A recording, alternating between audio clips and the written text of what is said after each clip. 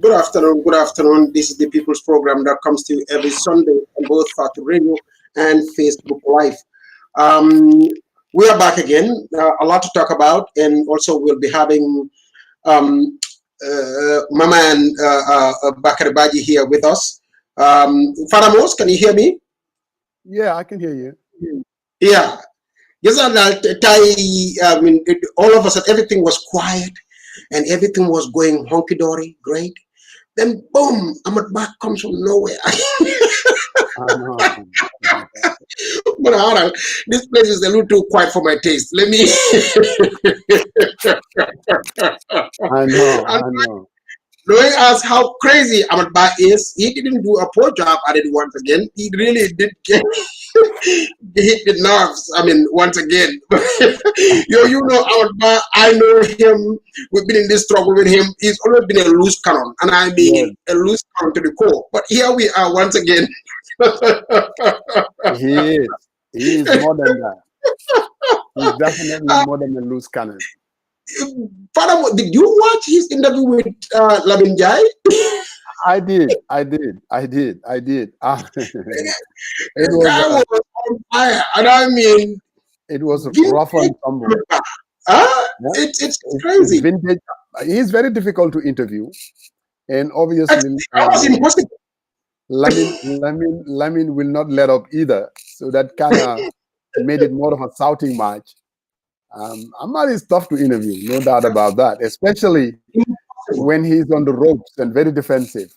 Correct. That's when he comes out swinging, But without a Musa, doubt. all the guy had to do, plain and simple, come out and say, okay, all right, guys, I didn't mean Drimo the way you guys mean it. I'm sorry if it came across that way.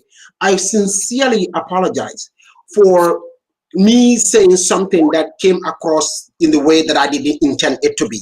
It happens all the time. People say stuff and then others interpret it for whatever reason in a certain way.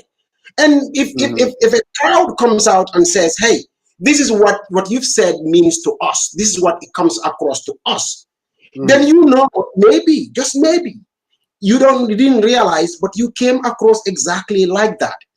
So in the end, there was nothing wrong with Ahmad Bah coming to Laminjai's the platform there and say, hey, you know what? I know this thing has caused a firestorm, it seems. I'm very, very sorry if I came across as if though I was calling my colleagues Hussein Udabo and them rats. I didn't mean it that way. I wasn't trying to come across that way, but apparently that's what has happened. And for that, I am sincerely sorry. And then the discussion can go on from there. But when you are sitting there, you are mixing that whole conversation with what I said, I believe, even though he's not referring to the Drimo part. But, all this other stuff where he's really grandstanding, insisting that he's right. I get it. The fuller concern is legitimate. But the indictment is against Barrow. Barrow is the president of the republic. If the Fullers are being treated in a certain way in that country, that is wrong. That doesn't come under anybody's column. He should be addressing that to Barrow himself. Not to stand there and say that like, okay, we Fullers are not going to allow this to happen anymore. Well, you're sitting with the man who can do something about it. Tell him, Barrow, it is your administration this time. Fullers have a grievance, a set of grievances, and this is one of them, and we want you to address it. This idea that you treat us like second-class citizens in our own country is unacceptable because Barrow is the president. That shouldn't be something that you just throw out there for other people to kind of deduce from it what you mean and what you don't mean. You have the decision maker right there. The man at the wheel, he calls himself the driver, right there. Address it to him. This is his problem. The moment Barrow became president, Musa, whatever problems there were, whether they were caused by Yaya or Jawara or he was alluding to, it doesn't matter anymore. Those problems have become Barrow's problem. So you cannot really make it sound like, okay, I'm just saying. No, you are not just saying. Say it to the man who is responsible for it. If any Fuller is discriminated against in that country today, in the Gambia, the discrimination is done by none other than Adama Barrow himself. Because Adama Barrow is the one presiding over the country. This is something he should be the one addressing it. The buck stops with him. So, I mean, I don't care how it now. You call people Drimo, you come back and say, no, I didn't mean that way. Fine, I get it. You know what? I can even take your explanation. But that still hasn't addressed the issue that we have at hand. And man, for me, the other issue that I really have a serious problem with is this idea that they can use the State House consistently as a ground for the politicking that, as he calls it, this is politic time. The State House is not meant for that. If you want to do that, go have a place right in the middle of Banjul. You have a lot of places there that you can rent or Right. whatever, or open space, public space. Go there and do your thing, as everyone does or is supposed to do. But you cannot. Coach says he'll be joining us momentarily. I guess he's running late. But anyway, I mean, this idea that the problems that are caused by the president, you're going to make it look like that is not his fault. When you are calling Jawara out on it, you are calling Jame out on it, but you don't want to call Barrow out on it. And also, the idea that Barrow himself is the one violating the rules in the most blatant fashion right here. Political at the state house using taxpayer funds to engage in politics of attacks and all these things. It's all insane. And coming back to the Dreamo thing, sir, yeah, I get it. Dreamo can mean many, many things. And maybe, look, he didn't necessarily say Mandinkas are the rats, whatever. He didn't say that. So to equate it to the idea that he was saying Mandinkas in particular, I have a problem with that. But his colleagues in general, to call them rats, whether it's meant in one way or the other, is insensitive. And frankly, I think it's rude. You don't call your colleagues names that are meant to be derogatory. The name rat is not nice. It is not cool to call your opponent a rat. Now, you can say, I didn't mean it this way or that way, or Dreamos, they do this, they do that. I get that. And even people call their adversaries Dreamos. But it's not meant to be a respectful term. It's meant to be disrespectful. That's what it is. So I don't know. You can take the tribe issue out of it. You can cut and slice this anyhow you want to. Musa, Ahmad Ba is wrong on this 100%. He cannot flip this. He cannot spin it. He cannot twist and turn it. He cannot make it anything. It is what it is. The fuller grievance, as far as the Ramas, as they used to call it, is true. There were Jawara these days. They will bring big trucks and haul fullers into big trucks and take them away. And occasionally there will be fullers who literally were Gambians by birth, but because they have Jallo last name, they were treated like that. And that's a very, very valid grievance. I mean, that fullers have. But that should be addressed in a different setting, in a different way, with a different approach. Because the idea is that if you want to address that on a political platform, then you better take the problem and give it the ownership that it deserves. That is Adama Barrow's ownership. Because Adama Barrow is the one presiding over the Gambia today. If the fullers are being treated a certain way that is unacceptable, well, guess whose fault that is? That is Adama Barrow's fault. I don't know who else is going to blame for it. Who? Yeah. I mean, I'm trying to think who else. So, in essence, he could have gone to cabinet and sat down with Adama Barrow, or even on the platform, if he wants to say, fine. He can say, Mr. President, by the way, the Fuller community is here. They have a very legitimate grievance that it's with regards to the Ramas and these things and the ID card thing, and elections are coming. They want to vote. So what we will not really want to see your administration or our administration do is for them to go to these registration centers and being treated like second-class citizens. That is unacceptable. Let them address it to Adama Barrow. Then I would have taken him seriously. But I think he wants to play the game all over the place, and with a view to sow a particular seed. Yeah. But yet not really put the blame where it should have gone. He wants to make it somebody else's problem other than Adama Barrow. And I think that's disingenuous, it's dishonest. And frankly, I don't care what you mean by Dreamo, what you don't mean by it. But calling your colleagues Dreamo is rude. Not right, rude and insensitive. You cannot do that, Faramush. Yeah. Yeah, that was a nice preamble, lengthy. I've dealt with the issue. And but before I get to that, Banker, what my take on Ahmad Ba, I see our good friend Sehu Sedili. He's basically saying that we haven't written anything yet to condemn Ahmad Ba. Sehu is always on our tail. But Banker, I mean, we got this terrible news about Ladjor Ndao and his passing. That has really dampened my spirits a lot, really. I mean, Ladjor was a good friend. He was here in in Atlanta. When you talk about even July 4th, I mean, you cannot tell the history without without Latjor Ndao. So Definitely. waking up this morning and seeing the posting of his passing, wow, that's really shocking and devastating. I mean, may his soul I mean, rest in Allah. eternal peace, and Yes. condolences to the GCP, the Christian organization here in Atlanta, and his younger brother, Mr. Ndao. We are definitely sorry about Latjor's passing. Yeah. Really, he was Definitely. here. He was even with Ajera. Lagdor was. I mean, he was always.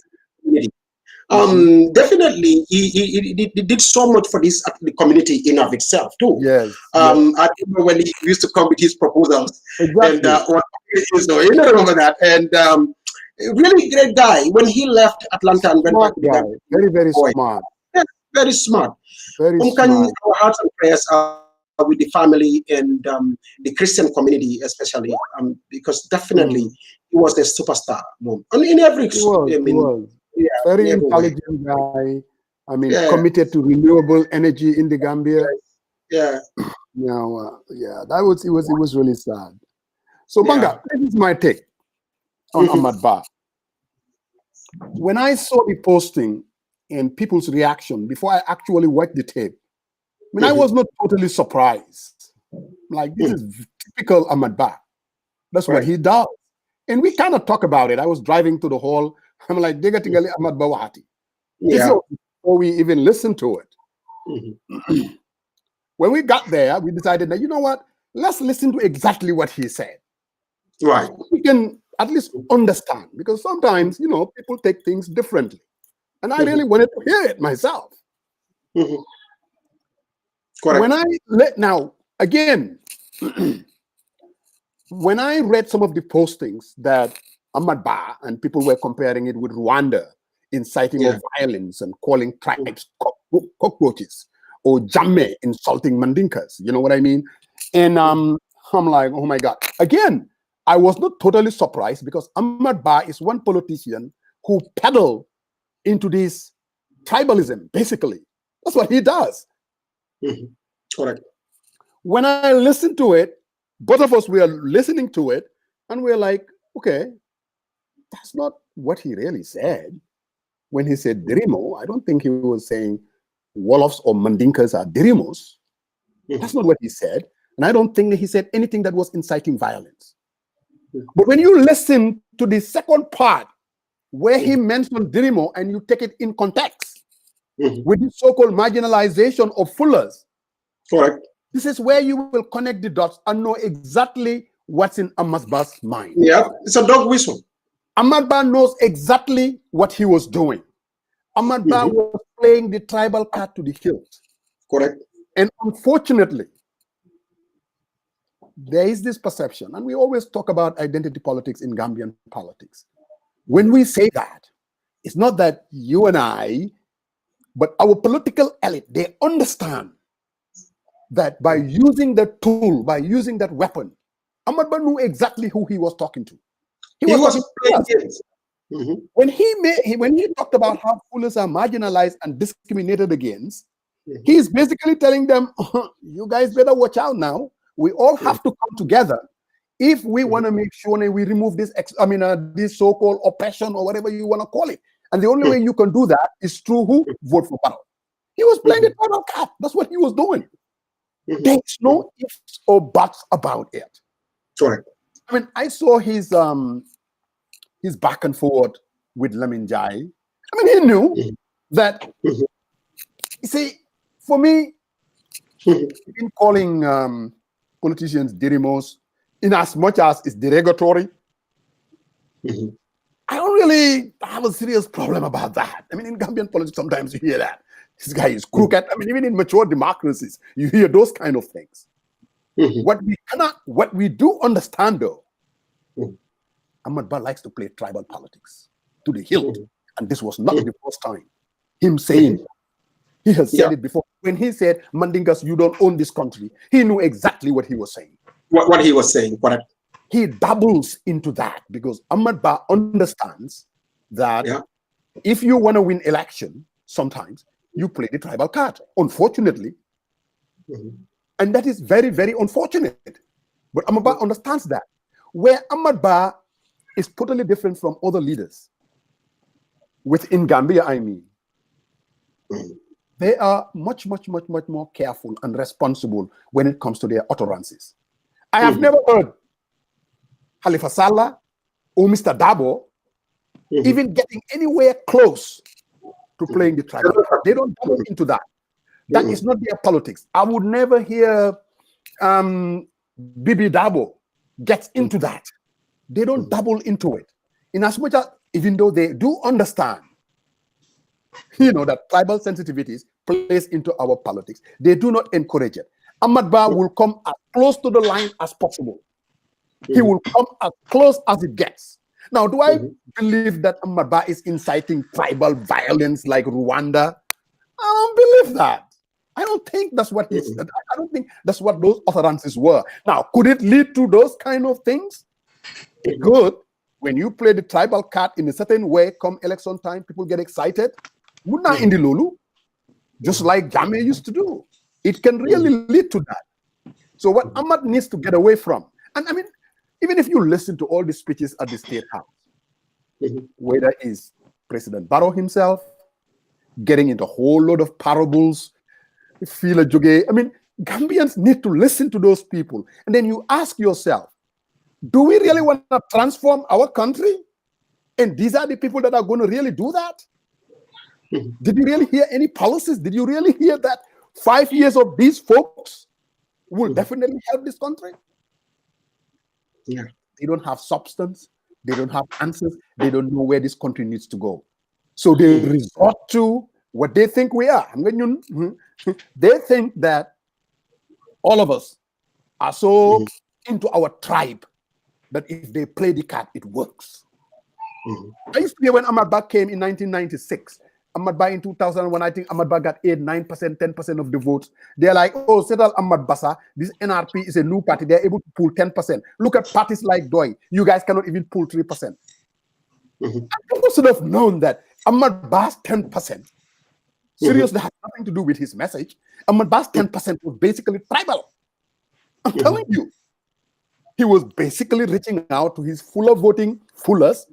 I mean, whether it's in the Nyaminas or in the Saloon, and he plays it to the hill and they voted for him. So now, you cannot take Ahmad Bah's performance and then say, oh, Doi, for almost 30 years, you can get 3%, because they don't dabble into those kind of politics. I'm sorry. So, Nyuntamit, we need to look inwardly to ourselves, who we are as a people. Correct. I do not believe that Banga Mui man or even the average Gambian is really tribal in terms of, I mean, am I going to marry this person, or am I going to do business with this person, or even jobs? But one vulnerability that we have, and politicians always exploit, when it comes to our politics. I don't know why in other areas Gambia is safe. When it comes to politics, these politicians will exploit it because they think it is very easy to get to our hearts by saying those kind of things. Now, Ahmad Bah knew exactly what Ahmad Bah was doing. Ahmad Bah was basically playing the tribal card, using this marginalization. Ahmad Bah doesn't give a hoot whether fullers are asked for their ID cards or Ramasa Niglan. I am telling you, Lulu Tahoko joke. That is not. That is not. I understand and make it look like it's anybody else's problem other than Barrow's problem. Hey, I am telling you, and just like you said, you got, it's your government. If you want to change that, do it through education. If you want to change that, do it through the institution called immigration. Let's say that let's stop the profiling of fullers. Do that. Make a policy out of it. But to basically say the time Jawara they used to do it, time Jammeh they used to do it, and now every time Adam Baroda, what does that say about you? You are tourism. You are sitting in cabinet. Why don't you come up with policies to stop that? But Ahmad Balolo Tahoko joke. That was not his problem. He knew exactly who he was talking to. He was talking to fullers. What's I mean? Basically, inviting them saying, hey, you've been marginalized. You are not a Gambian.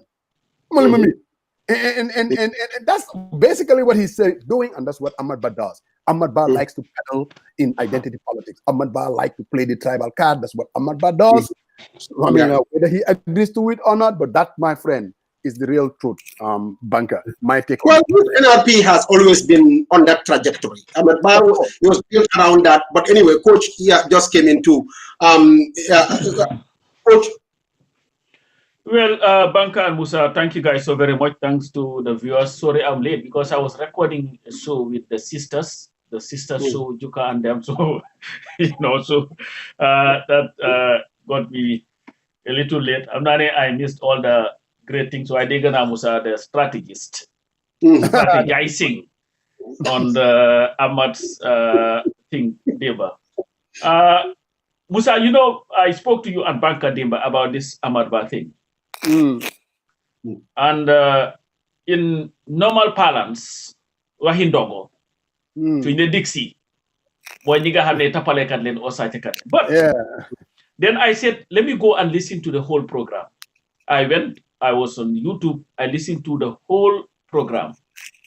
First, I felt so sorry for NPP.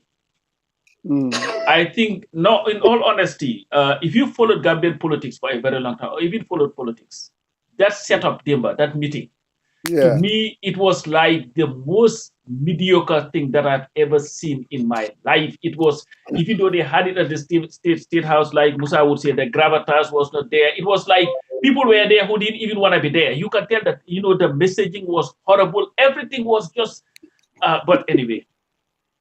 So I listened to it. And then I did my own analysis, Musa. When you speak Wolof, there are some words, when you use it, depending on the context at people use it may mean a different thing. So, and what you may sound now to people. Let's, for example, if Sone Damal Lal Nakala to the object, we know what it means, touch. But if you use that towards a jigel, we also know what it means. Pagadem ak lal beli dafa uti. So ne dama door an object, hamnen lingawa. Why when it goes towards a human being, we know what you mean. Ahmad Ba's whole argument, to me, through my own analysis, was tribal. Of course. Because of the manner in which he couched it. The context. The context of it. You, the fullers, are marginalized. What they are doing to you, they don't do it to the Mandinkas from Kolda. They are doing to do it to the Wolofs from Senegal. Or the Sarahules from Mali. That's what he was saying. And then in the same breath, Mune, what these Dirimos are coming for your vote. Who are the Dirimos, Ahmad Ba? That's the fundamental question that he must answer. You see, in 2005, we all remember when, 2004, when Yaya Jammeh called NAD donkeys. We all remember that. The donkeys, the National Association of Donkey Drivers. And there was a rebuke from Halifa in response to him. Later, the arrest of Ahmad Basibopam Uji, what's his name again? Ahmad Uji and Halifa. We all remember that. That was 2005 now also. Anyway. Was it 2005? Yeah, before the 2006 elections. Yes. Yeah. Then 2012, Yaya Jammeh again called the opposition dogs. Not that they have now graduated from donkeys to dogs. We remember that. Yeah. And he got a response from Femi Peters, I remember very well, and then Halifa. But the sad thing, Moy, I remember when Yaya Jammeh attacked the Mandinkas, and there was a rally that was held in Birkama, a solidarity rally. You remember after the Codec conference? You remember that? Yeah. When they went and they had that big rally, OJ was there, Ahmad was there, Hussein was there. They were talking about this thing, anti-tribalism and all that stuff. Yeah. That then suit Ahmad Ba because it was in his interest to act like he was in solidarity. But what Ahmad Ba said, Dimba, was disgusting and unacceptable. And we need to move away from one thing, Musa. Yeah, it was at the buffer zone. Thank you, Pata. We need to move away from something, and that we do that a lot. Oh, when Ajaya Mohonda Kofi Langa Wahon. Oh, Diu Sanga Mohonda Kofi Langa Wahon. And it reminds me of, do you remember when Yaya Jammeh, when Yaya Jammeh used to kill people, and then you'll have people tell you, well, Americans is in policy and yeah. When Ajayam Seka made that utterance, Domi Sosela, Sandy Lenko, people condemned her for it. But there were people who also excused it. Yeah. So sadly, he was excusing it. He was. There are people today who are asking others, oh, why not say this? You see, that's not the solution to the problem. No. The problem is whether Ajaya Wahonako Demba or Barka Demba should have been enough lesson for Adam Barrow and Ahmad Ba to make sure that it is not said again. Because you cannot claim that what was said was wrong. And then few days down the line, you repeat the same thing. You see, this dog whistle politics must be something that we must reject. We've heard Omar Faye ben time mugi bo de ka Adama Barrow ngi ñew Banjul ma ko naka yoy mu ne da xana len.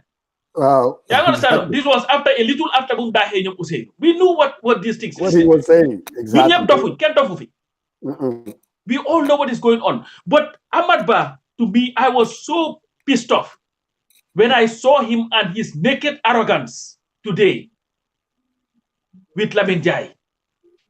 Oh, but you see, you always attack Adama Barrow, but you never say anything about it. It's not Lamin Jai's place to say that. But you as a leader of a political party, who've been in this fight since 1996, whatever fight you were in, every time Jammeh said something like this, condemn. To turn around and use the State House, in fact, using the State House as a campaign ground, and it is a lie. Nay, Jawara used to use the State House for campaign. That is a lie. That has never happened in that country. Jawara would never do that. And when Jammeh did it, Gopher, the opposition, condemned it and said that it was like an executive exercise. So don't act like, you know what, just because Jammeh did it or Jawara allegedly did it, so it is okay for you to do it. But you know who I blame in all this? I blame Adama Barrow.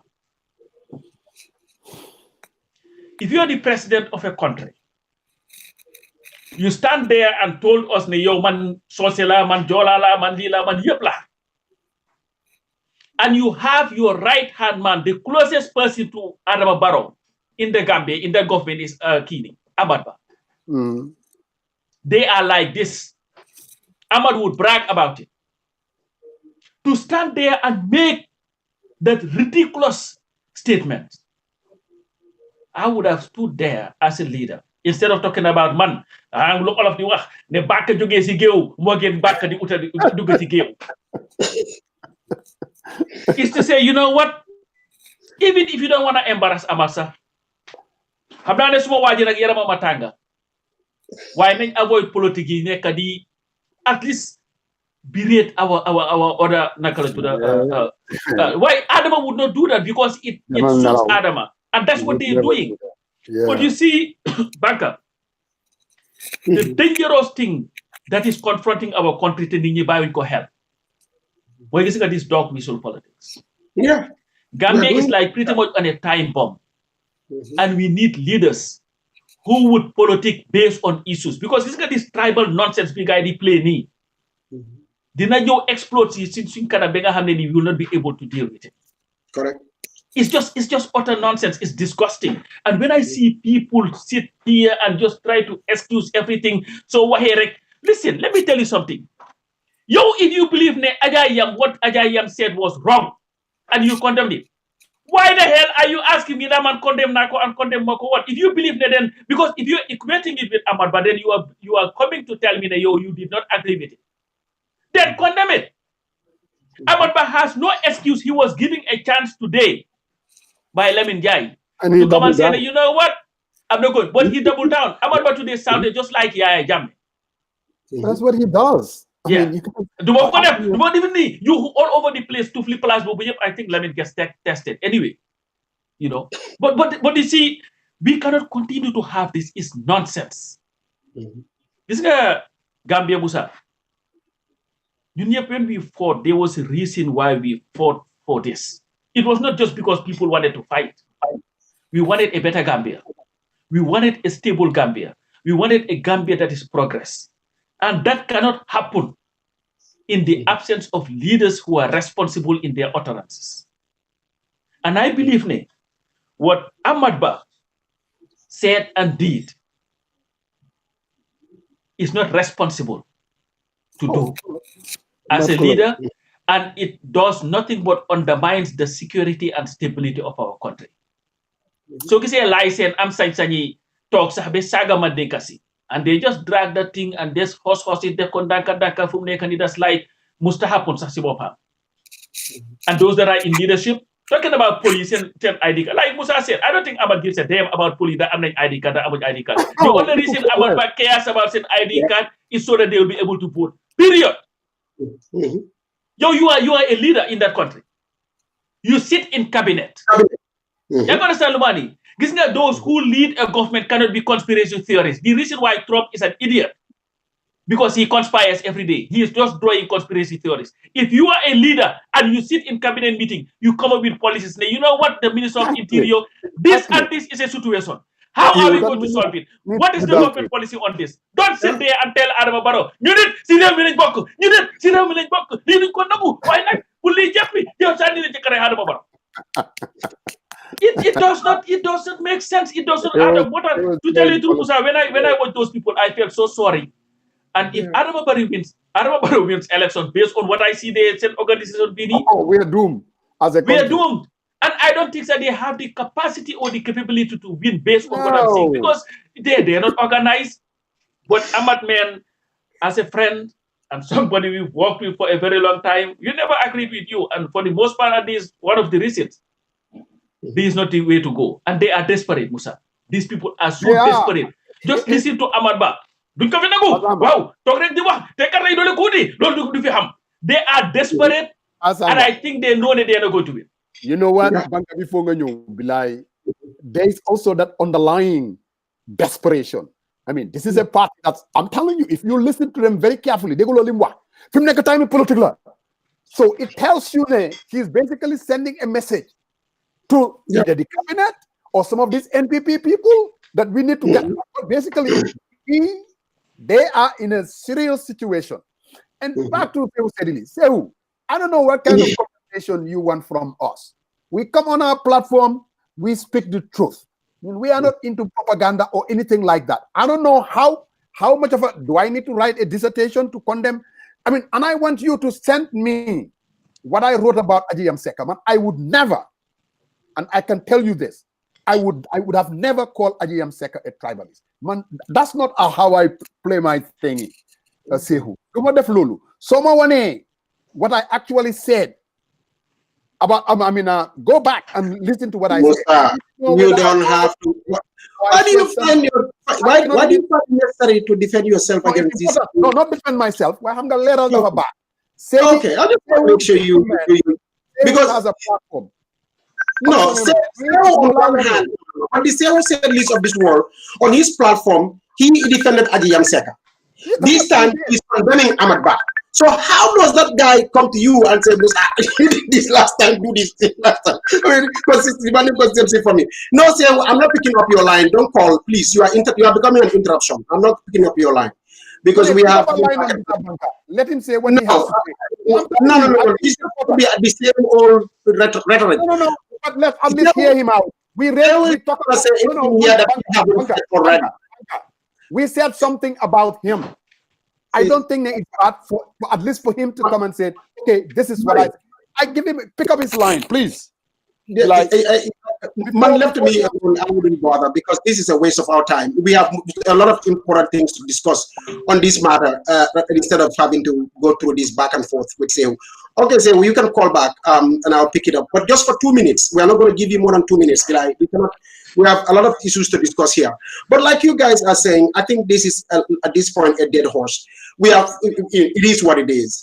The dog whistle politics that is going on, and unfortunately, what essentially is happening, and this is the reality of the situation.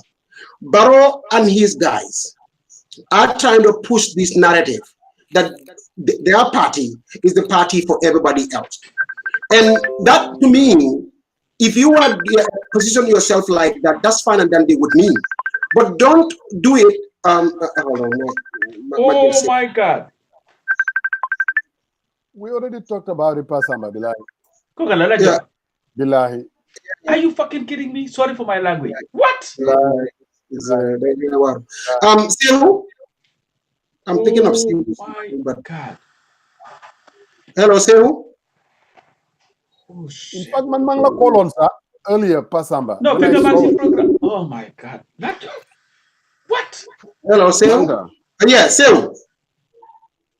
Yalo mo bukan na pusko. Ani ngolon ne, bari mo 3 minutes, me 2 minutes don't di la nak because yalo ñu dem jamo continuer la. Ake sabati fana. Okay. Bari ne platform, we start la platform tre ngi ngi fu la ya faji. No. E kana banta bale ka dia 10 minutes. E bukan allow ndahandi. E bukan allow. Okay, quickly, me coach konmani. Great news for your podcast. I want to take much of your time and a very good show despite our divergence in view. This is democracy. So let me just say, I listened to you, Musa's, I say Che Musa, trying to justify Ahmad Bass. No. Let me finish. Don't interject. Okay. You want me to use start to speak, and then you can. Oh, okay. Go ahead. If I drop off. Okay. Musa was trying to be very analytical, very logical explanation. Okay. Let me just say this. I think when coach said people should not say, okay, I'm definitely not going to condemn. Look, see, in this process throughout, we always talk about consistency, don't we? Right? So the reason I raise it up, I'm definitely gone. Yes, we have people who did not condemn Ajiam. Right? I am part of those. So he's my deputy party leader. If I am going to disagree with Ajiam, I'm a professional. I have a way of doing it. I cannot come out publicly and condemn we're all professionals. Right? It's like when you're at a place of work, you disagree with your manager, you cannot come out. There's a way of doing it. All right? But what I'm trying to say here is, you guys who call yourself the independents, you are not part of any political party. Musa Jen said he's not part of any political source. So it's obviously when Musa jumped quickly on Ajiam, he came out with a post within that very moment that Ajiam made that remark. He didn't even wait for 24 hours. So and this to me, Ahmad Bass is much dangerous and divisive. In fact, Ajiam didn't insult nobody. He just said, so say, I want you to support Usino Dabo your own. She did not insult anybody. Ahmad Ba used the word rats on his colleagues, which is very demeaning, condescending. And I thought somebody like Musa should have quickly jumped on Ahmad Ba just for consistency purposes. So I think, to say that, okay, people should not say this person because I think it's neither here nor there.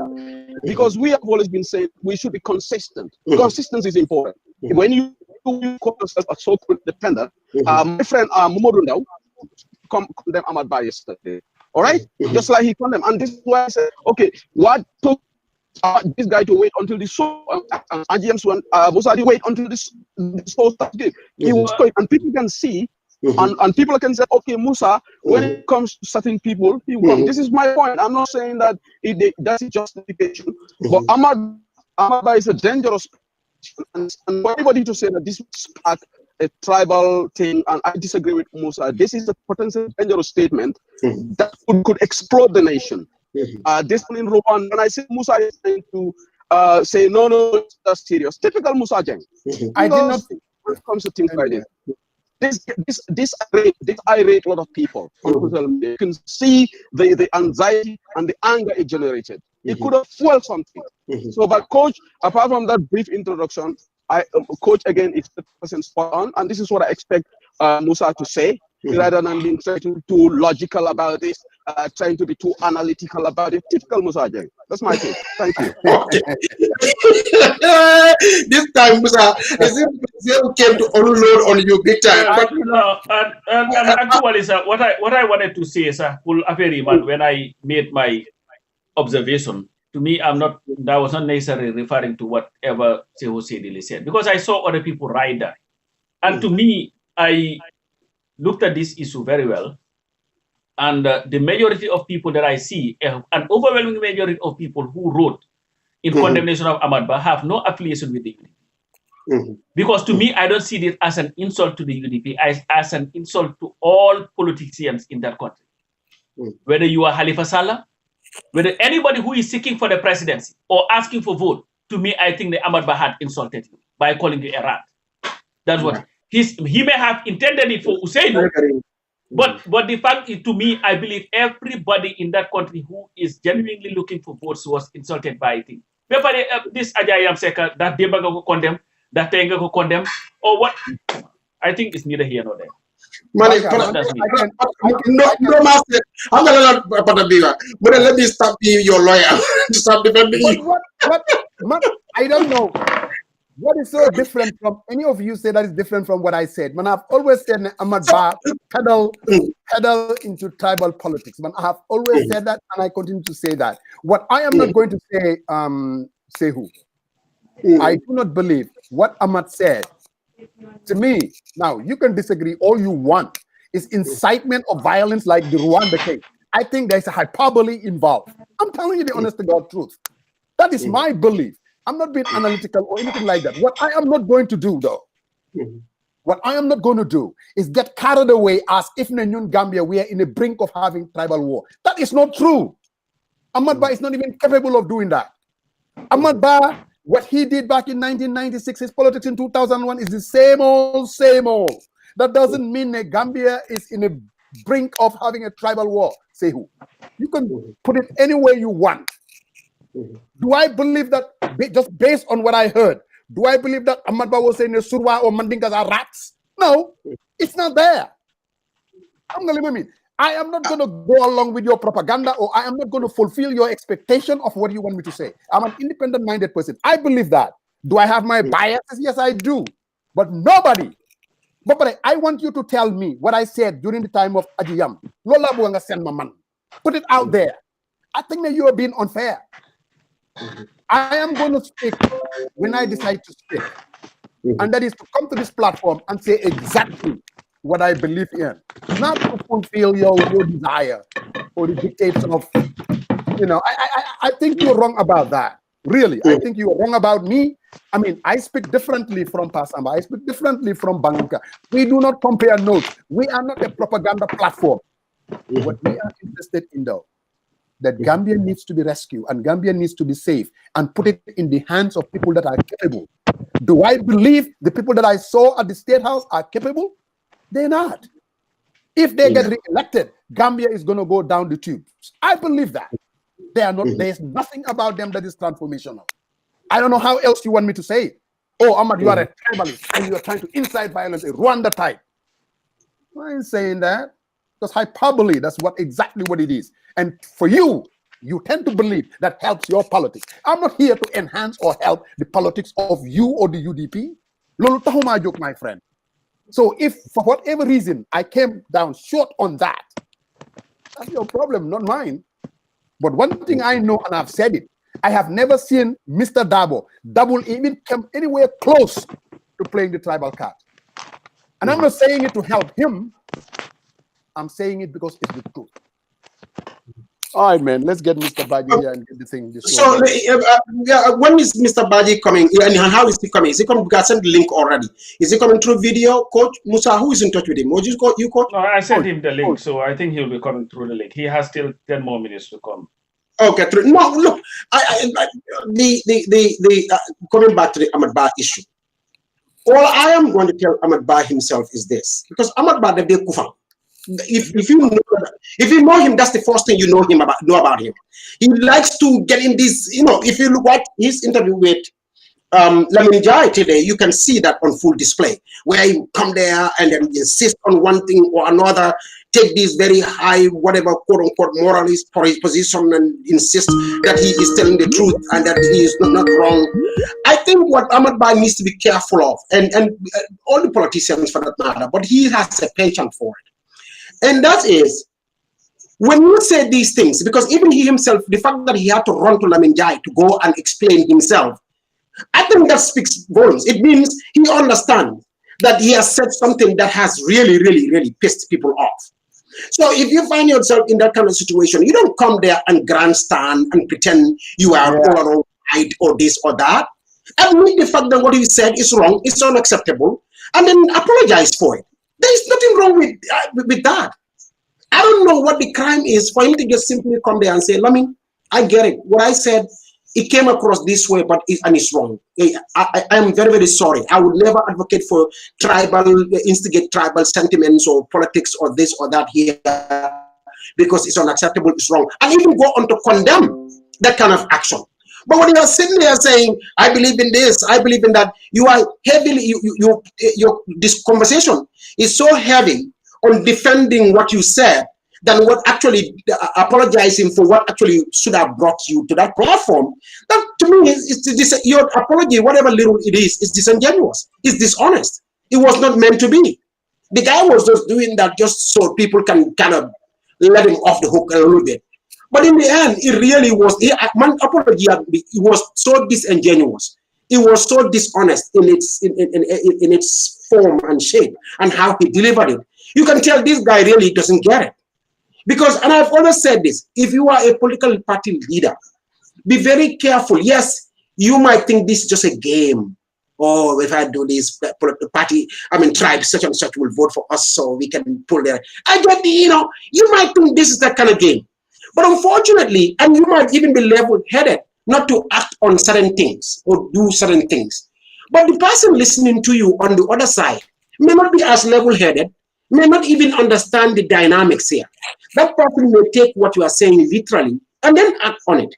This is where it really drifts towards the Rwanda type situation. And Musa, you are right. What he said doesn't amount to it. What it can potentially do, though, is inspire that kind of concept in people. And they start to say, okay, so it's us against them. Because this identity thing, that's what it does. If the man Musa, you all of them, then, and then start to really push that conversation in a certain direction. I'm saying, hey, it's all me against you. Correct. And that cannot be good. Nothing can come out of that that is good for our country or any country for that matter. So the Ahmad Bas need to be very careful not to play this card. Because yes, you might think it will benefit you, but I'm telling you, you're gonna destroy what you want to build. Seriously, you're gonna completely destroy it even before you get started. But I think PJ is here. Norman. Hello. Good morning, guys. Morning. You are in morning time. Yeah, yes, that's true. I was going to say, what are you drinking over there? Morning. Yeah. I made sure. Yeah. I'm sure I called before noon. I'm echoing. I don't know if it's from me or something, but no, we can hear. I made sure I called them before noon. But then the first thing is I thought you have some. You're not telling me. Let me hold that short. Babanka, it's a needful conversation. First, I was telling you and Coach do not need to be an agent lawyer. He is already a lawyer. But we are not. Steps of the Supreme Court since so Coach, not gonna. No, but I should not be your lawyer. Anyway, don't be his lawyer. But coming on to Ahmad Ba, I tend to see this from a little different angle from a lot of especially reference or to everybody we have to me, if you ask, we have non-dealers to be thieves, to be corrupt people, selfish, and then destroyers and stuff like that. But when you have to translate Dirimo to somebody, especially in English, and call it a rat, people I automatically assume it is much more than what is actually. But that's for me. I do not think him calling these people Dirmos is actually literally calling them rats, especially in the tribal dimension. For me, if you look at Ahmad's discussion, is to tell one, before the president, in front of the president, you have a state minister telling immigration people what they are doing is not right and how they are intending to correct that. Knowing how President Barrow is and how he loves to put his nose and hand everything, I would not be surprised if they started on the immigration and telling them what they are doing must change. Now, here is my thing about the immigration stuff. Laws Gambia, the fraud and acquisition of documents is pretty clear.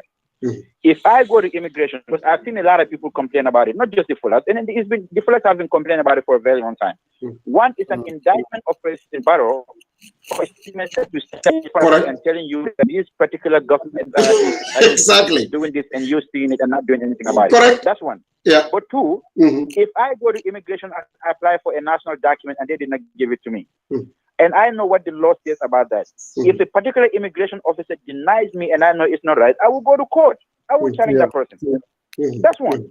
What we must guard against is have an executive wanting to interfere in the works of departments in a way that is going to influence or do something bad about it. I am not for that. The most dangerous part of Ahmad's statement is telling Fullers, a particular ethnic group, that if you vote for anybody other than the president, your lives are endangered. That is the part I do not understand. I don't know why he would say that. And it's not the first time Ahmad Ba has been making this kind of stuff, or not just Ahmad Ba, before in front of the president, and he comes and tacitly endorses it by not saying anything against it. I think this is the part we need to watch. Ahmad has always been reckless and irresponsible. We get that, but that should not be an excuse for the president to say, "Oh, it's just Ahmad Ba."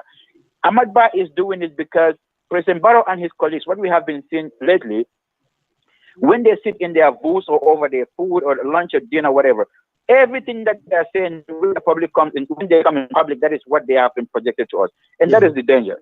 People need to guard against this. It does not make any sense. Whether it is what Ajam Sheikh said in that place, or Ahmad Ba is saying right now, should be able to rise above this kind of thing. The danger is a sitting president cannot be even these things said in public and he just let them pass. That is the danger for me. Yeah, but I will let you guys have. No, I think you're absolutely right. Appointment as to why he's appointed, the variables here and there that President Barrow is factoring in. And I'm counting on Musajan to play the devil's advocate because this cannot be binary. No, but watch out now. You may be accused of being too analytical, Listening to you, I think you were being too analytical. I'll be in trouble. Definitely. I think Pata, what you say, because never when I had the conversation, Drimo, I know what Drimo means. He Dixla. You say that. But to me, where I had a problem with it, the context in which it was used. And this is why, context matters in everything that you say. At the end of the day, like you said, whether what Adiyam said or what these things said, those we have to be able to move away from those things. There was a reason why Gambia was in a very, very volatile state. When Yahya Jammeh saw a political opening for him and started abusing Mandinkas, there was a reason he was going after Mandinkas over and over and over and over again. Because to him, what he saw was, what they formed the greatest threat to my leadership. And that did not help our country. So I think it is important for all the leaders in that country to measure their language very, very carefully. Because the consequences, it might benefit you right now, but it might end up destroying our country. And Musa, look at our country now. Anything that you say, anything that you say will be looked at from a tribal lens. Whether you were trying to attack a tribe or you were not trying to attack a tribe. That means that we have a serious tribal problem in that country that needs to be fixed. But we also need to have genuine That's why I don't think we have a tribal problem. What I think we have, though, more political leaders understanding how they can exploit our tribal differences. But a tribal problem outside of politics, No, Musa. Is it there? It's there. The moment you take politics aside, I'm telling you, nobody cares about that. Everybody is trying to survive. I mean, well, Musa, I agree with you on that. But when it goes to the extent of where utterance won't make rec is looked at from, it's like you see like racial problem here. Yeah. Where everything you say will be quickly analyzed to see whether it was dog whistle, to be racial and this thing. So when you have that, that's why this Gambia that we have to move away from some of these people that are masquerading themselves as political leaders. They don't have what it takes, and that's as long as we continue to elect such people into position of leadership, you'll continue to have this problem because you cannot sit and stand there. And in fact, anyway, I'll leave for that later. I think that's a story for a different day because the tribal issue is more complex than that, if you ask me. I think there should be a lot of sensitization and open, honest discussion about the issue itself. I don't even, because the politicians are just pandering to people that they know are somewhat primed for this kind of thinking and mindset. So, but our main guest is here. One person who is on the line that we're going to give 1 minute to. Safion, only 1 minute and you go because our guest is here. Safion? Okay. Yes. Walaikum salam. Bankambe kontona bakembe programo nga Ahmad Bani Lamila interview jibel and that can be follow that disappointed but the why nga call ke dañ may na wala min di left up message le di la pral semaine di ministre la be make interview la bi left up question la di la pral sa ñini kanye atro be la atro be la president baro ya alon ne kabrin lu menna itata je kata fa en ko they are going to support him without condition. Since that day, President Baroma appoint Kaki Youth Minister. Election is just approaching. President Baroma approach. If he wanted to be there continuously to be Minister of Youth, he should play his cards well. Not about the advocate the youth solely vote for Adam Barrow so that our country will be going back for 10 years back. Then he should play his cards well. After I go. Ni Adam Barrow ya ta nyine kama pura ta for youth to les carte then he will fail. But if he is there to make the youth not abigé le pour youth soul la right fight, youth soul dema, we welcome him. But nana to for political lines, he has already failed. Thank you very much. Abaraka. Honorable Badjie, thank you so much for joining us.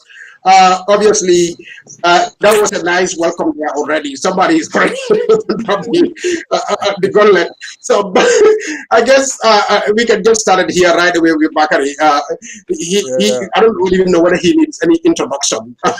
But Bakary, if you want to introduce yourself, where are you from? Who are you? Tell us a little bit about yourself, and we can, I guess, start with the question from Safion there. That the elections are coming. You understand Mandinka, so obviously I'm sure you know what he is saying. So go ahead. Well, assalamu alaikum. Good evening to everyone watching for the people by the people, and all of the panelists or the hosts, should I say, Coach, Mr. Banka, and Mr. Jang. Well, I am Bakary Badjie, and born in Serekunda, brought up in Ibo town. Thank you. And went to school at SDA and Talending Primary, then moved on to Pajuf, St. Augustine's. Then from there, I went to Nusrat High School and to GTTI. And then started, I've been in voluntary work, youth work, from Red Cross to Lenehan, and to different other organizations, ICO, National Association of Youth and Children Organization. Then eventually, those were all voluntary. And then I went into professional work when I joined the Child Protection Alliance in 2004 as a program officer, and been there for 12 years, working with different projects funded by UNICEF and Save the Children, and quite a number of other organizations. But I also did a bridge program, University of Ghana and MDI for 2 years. And sometimes I traveled around, did some work for some international organizations. And I moved to the US in 2016, and that's where I stayed until I came back to run for the mayoral election in 2017. And I lost, went back to the US in 2018. And here I am back to the Gambia to work as Minister of Youth and Sports. So I guess, guys, we can start with Safion's question. Barrow has hired you. You are the youth minister. You've ran for elections over there, like you said, you lost. And Barrow all this time was the president of the country. He didn't hire you for anything. And then all of a sudden, when we are before the elections, boom, he brings Bakary Badjie in as minister. A lot of people are looking at that and saying, that's a big jump. I mean, from here to there. Now, based on what he's saying is that your legacy depends on it. That is, if you take this job and then run it to take care of the youths, that's a whole different story when you actually go out there and all you are doing is advocating for the youth to vote for Barrow, which he's saying if that's what he brought you there, he's suspicious or suspects that that's what you are brought before, to encourage youths to vote for the president. So I guess you understand where this is going. There is a degree of cynicism there. Why do you think Barrow hired you, and what's your vision for this whole project, this work that you've been hired to do? Well, I think Barrow hired me because somebody or someone might have told him about me, and he read my CV and looked at my background, probably followed me in the mayoral elections, I guess, and think that I can bring an added value to his cabinet as a youth and sports minister, but also that I believe Barrow hired me because he wanted some probably people who are more connected with the young people and can be able to understand the issues of young people and can be able to make that change that is necessary at the Ministry of Youth and Sports, that will ensure that the ministry operates as it is supposed to be. And that could probably be best served or be best done if somebody who understands the sector is brought on board. And that's my belief. And I do not think that the president appoints people because he's looking for political operatives. If he is looking for political operatives, there is a place where he can take them, which is the National People's Party. They have a secretariat. They have members that are hired there to work for him at the political level. Anyone who is hired at the government level, I want to believe, and I'm convinced that the person is hired to come and do what is required at whatever place that the person is appointed, and not for political grounds. So coming into the ministry as a head of the ministry, and which is the Minister of Youth and Sports, I want to look at what they have been doing, try to study the policies, understand them well. The ministry have a program that have been in place for both youth and sports, as well as entrepreneurial development and skills development in general.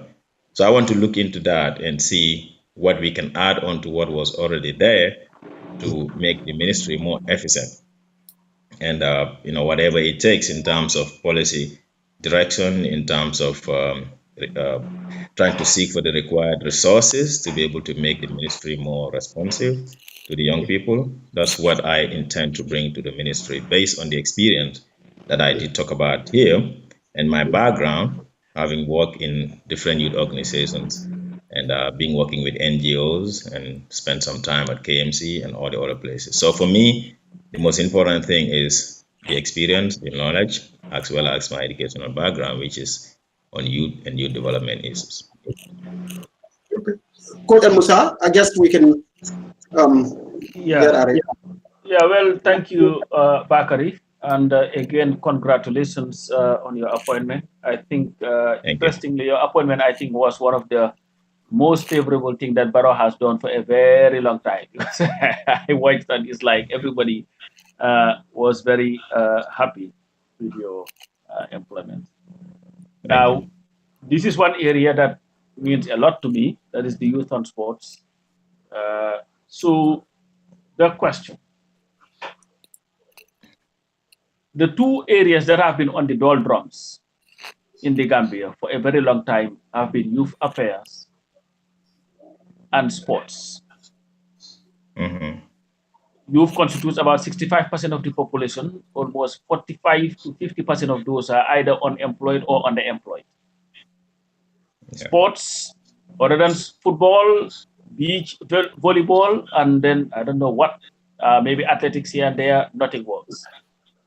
What will Bakary Badjie bring to the table that we've not seen from your predecessors since the inception of this ministry in 1992? Well, I'm not sure what exactly have been happening in 1992. Of course, when you said the ministry was established, but I remembered what has been happening during Ajam's time, and of course, what has happened under the administration, this current government.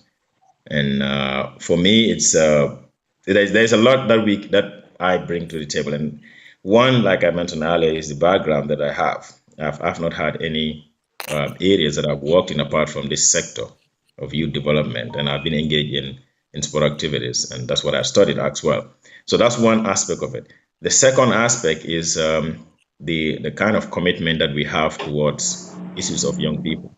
But I think the most important thing is how do we ensure that policies and programs are directed towards the interests of young people?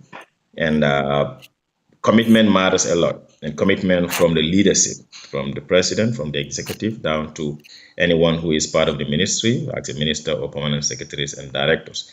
So primarily, when we came in, the first thing that I did is to bring all some of these people together, the PSD and the DPS, to have a chat about what they've been doing and also what my vision is for the ministry. And I've understood some of the challenges that they have, which I think is key, that we have to have established what has been the major hindrance for the ministry, what has been affecting the ministry. And one of it is the issues of the policy, probably not being very clear in terms of what our relationship is between the Ministry of Youth and Sports and the other ministries, bearing on the fact that youth cuts across many sectors, issues of employment, issues of young people in agriculture, young people in trade, and issues revolving around young people not having the skills, and issues of migration, and as well as criminal justice issues that young people face with.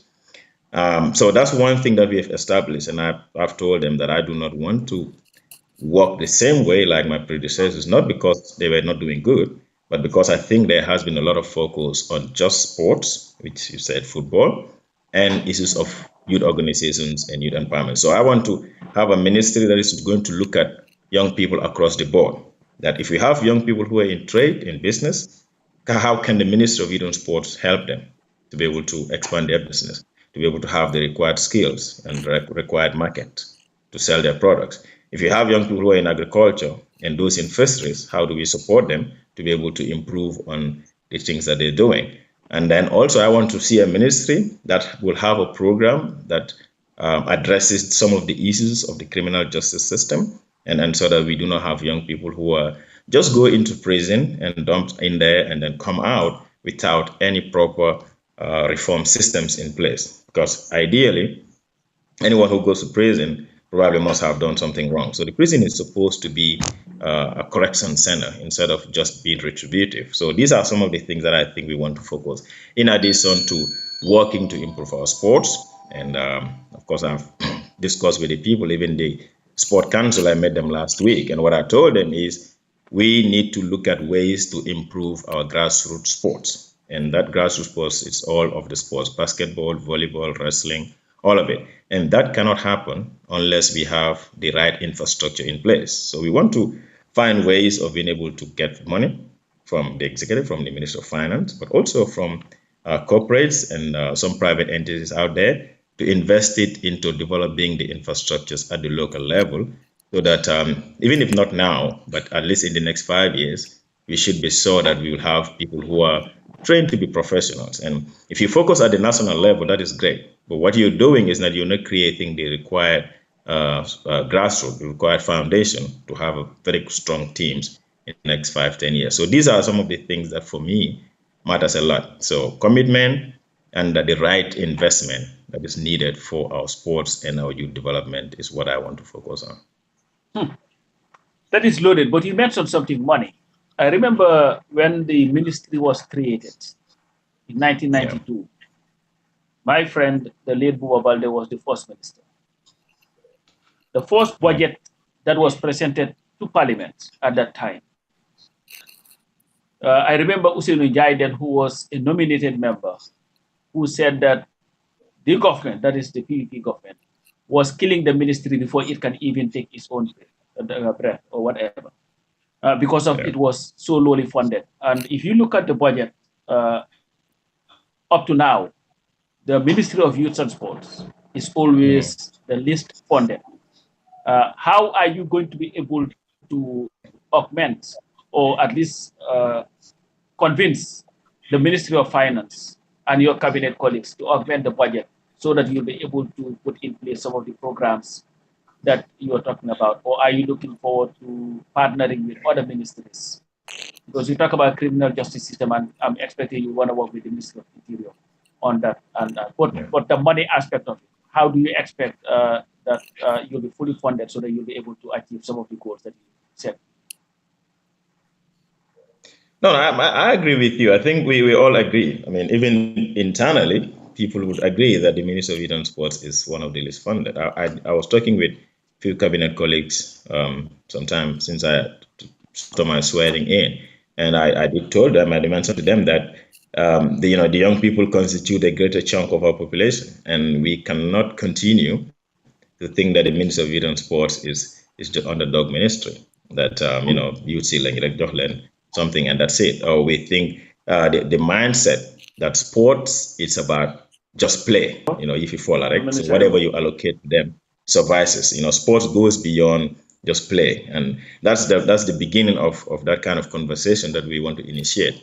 And I think maybe one thing, I'm not sure, I've not been there, but I think one of the reasons that have been missing is having somebody who is going to be in that cabinet and be able to project that in a way that other ministers will understand that sport is not just about play, that there is a lot of benefits if we invest in sports, and that young people requires a lot of support. And if we're able to augment the budget and increase the budget, then there are chances that we can be able to reduce unemployment, that we can be able to reduce the amount of crimes that we have in this country, because young people are engaged in a lot of things. But we can also be able to reduce illegal migration, because there will be hope in the young people that they can sit in this country and be able to get something that going on.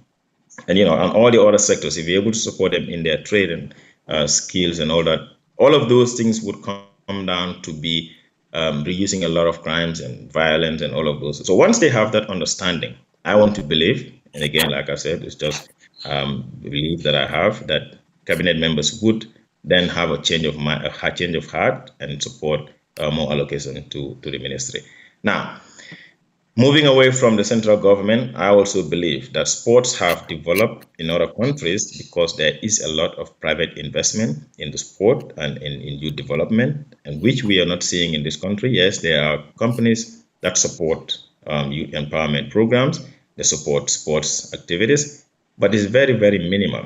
And I think private companies also need to take a role in investment. So one of the things that we were doing in the coming months, maybe in 2 or 3 months after all the consultations, would be to organize our stakeholders together and then come up with a roadmap. And once we're able to do that, then we will organize another meeting where we'll invite other stakeholders, other state houses and private companies to some kind of a donor conference maybe, and project what our ideas are and where we think the private sector can be able to come in. And hopefully some of them might commit some resources towards all of the teams and all of the sports activities that we have in this country. These are some of the things that we have. But starting off right now, just last week, we had a discussion, and one of the things we want to do is to launch what we would call a youth and sport development fund, and can have a basket kind of where some of these resources will be put, and that's both central government but also private sector, and we'll be able to get some of those monies to finance the programs that we would be doing in the coming months and years. Yeah, Mr. Badjie.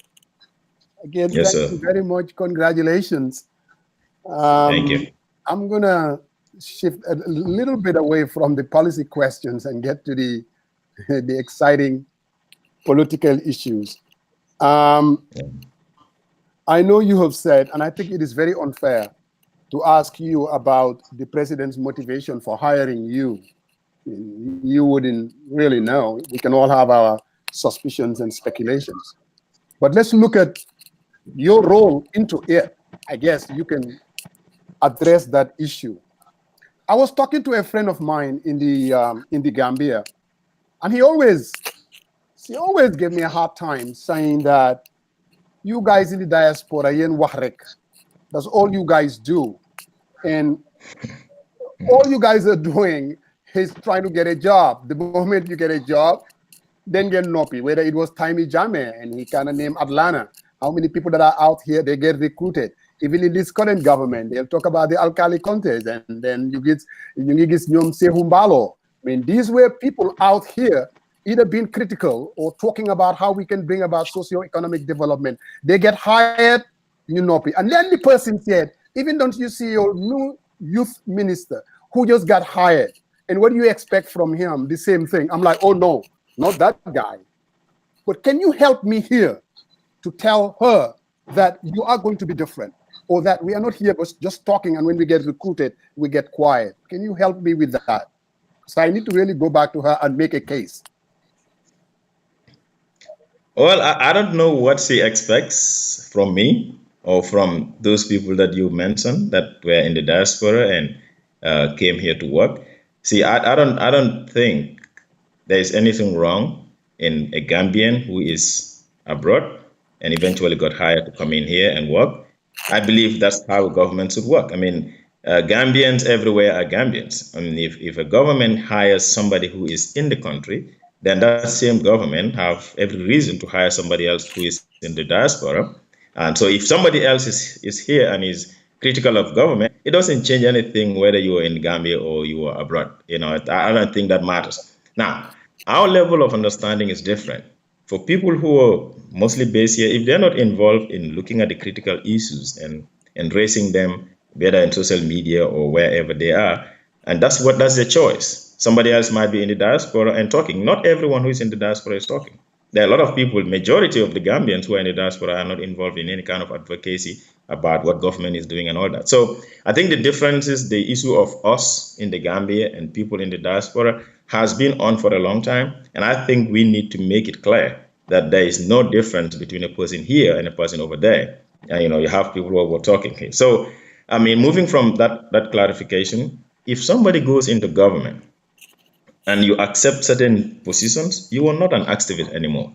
And I think that also needs to be, people need to accept that.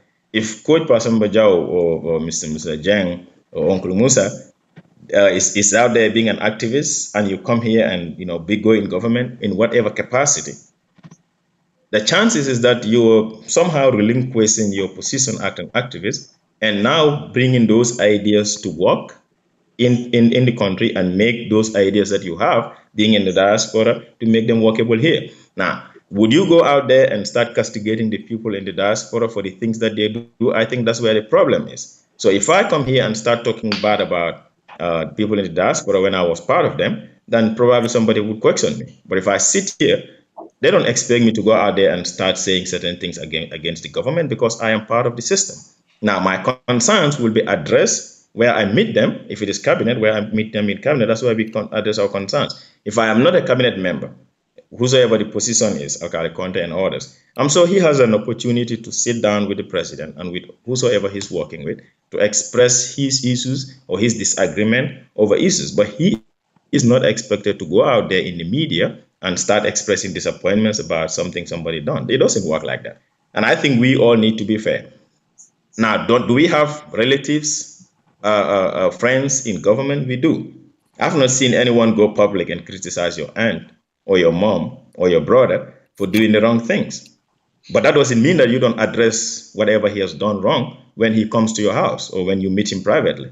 So this is how we need to see things. It's not a matter of somebody being out there and keeping quiet. No, They have issues, they address them where they're supposed to address them. We're using social media because that's our platform. Right. Or that's the opportunity to say some of the things that we don't agree with, because we do not have the opportunity to meet the person that is not doing right. But if you have the opportunity, I'll address it where I can. Yeah, I guess that's fair enough. But don't you think, Mr. Badjie, though, you talked about maybe the president saw your resume and what you've done when it comes to youth and then sports, and maybe based on that, again, you're speculating he reached out to you. But how about your role, though? Don't you think you've played a role in it? In other words, because I went back and there was a meeting that was organized, was it a few months ago, with, what's the name of your group again? Team Bakary Badjie? You guys went to basically the State House. I mean, it was a meeting that was conducted. Obviously, now again, I went back to see things that you've said about this government since they took over, because clearly this was our government, and the diaspora, we played a huge role, and we get betrayed and we get disappointed. And I went back and tried to see things that Bakary Badjie has said, being critical to the government.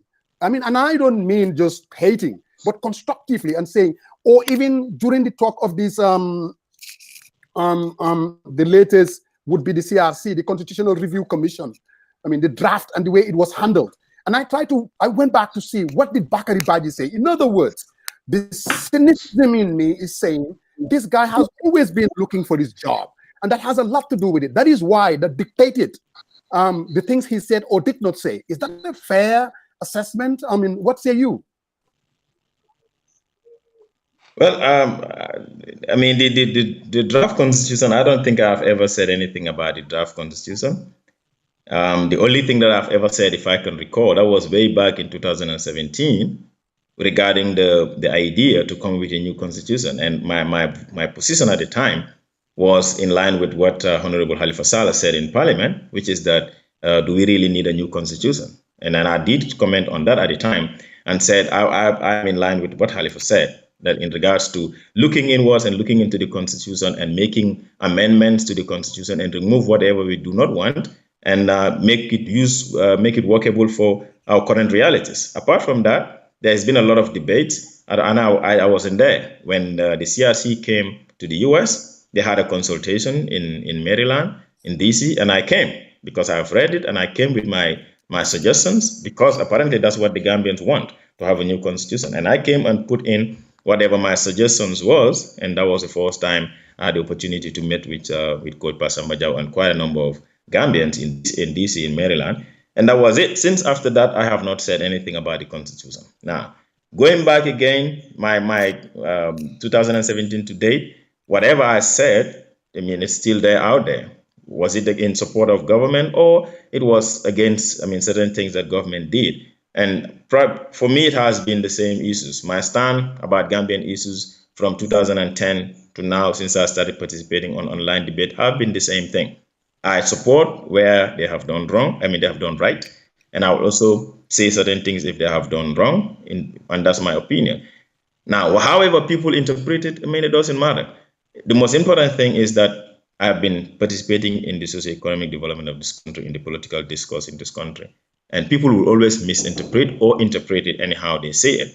And like before, during Yahya Jammeh's time, sometimes I put something and they said, oh, he's supporting Yahya Jammeh. Sometimes I put out something and those in APRC would say, oh, he's speaking against the president, or he's speaking against Yahya Jammeh.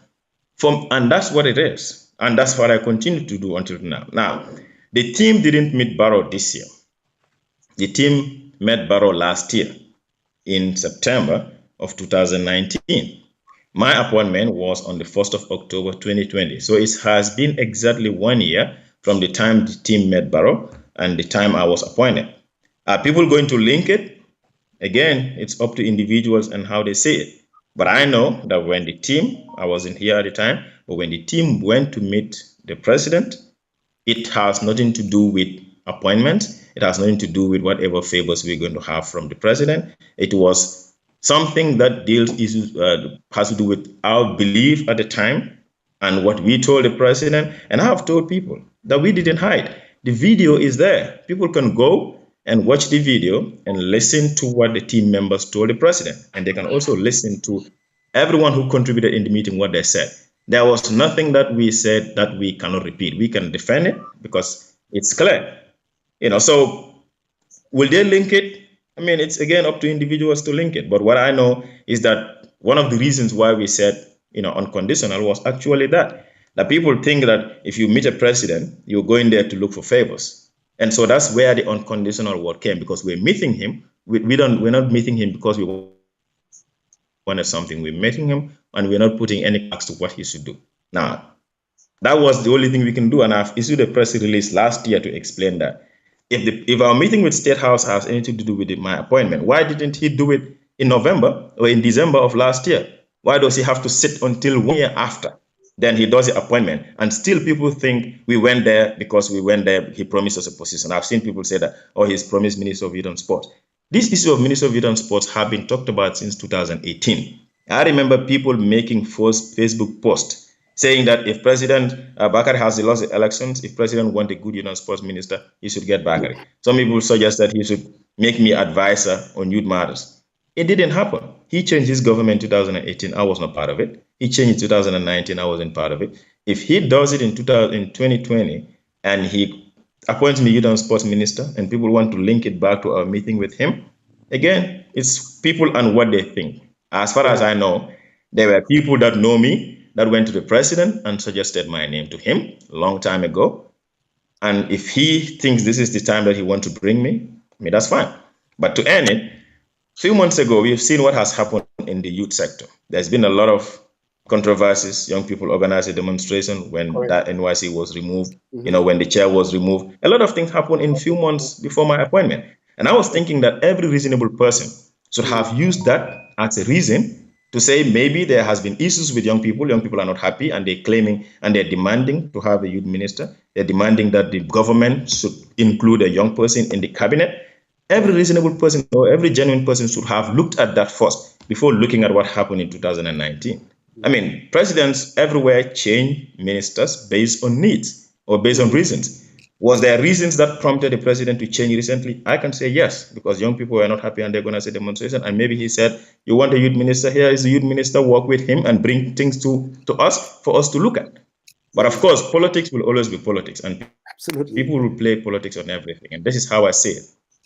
Yeah, fair enough. And again, I'm gonna continue on this vein, but let me allow my but then remember now, timing is everything. But Banga, go ahead. Yeah, Bakary, I don't care what Barrow's motivation is and whether you were lobbying or not, it doesn't even matter. I think at the end of the day, this is the one position that everybody agrees you deserve because you will bring a lot to the table. I mean, it is what it is. Now to the question. First, let me go talk about Brufut. We have a soccer field there called Strasser Field.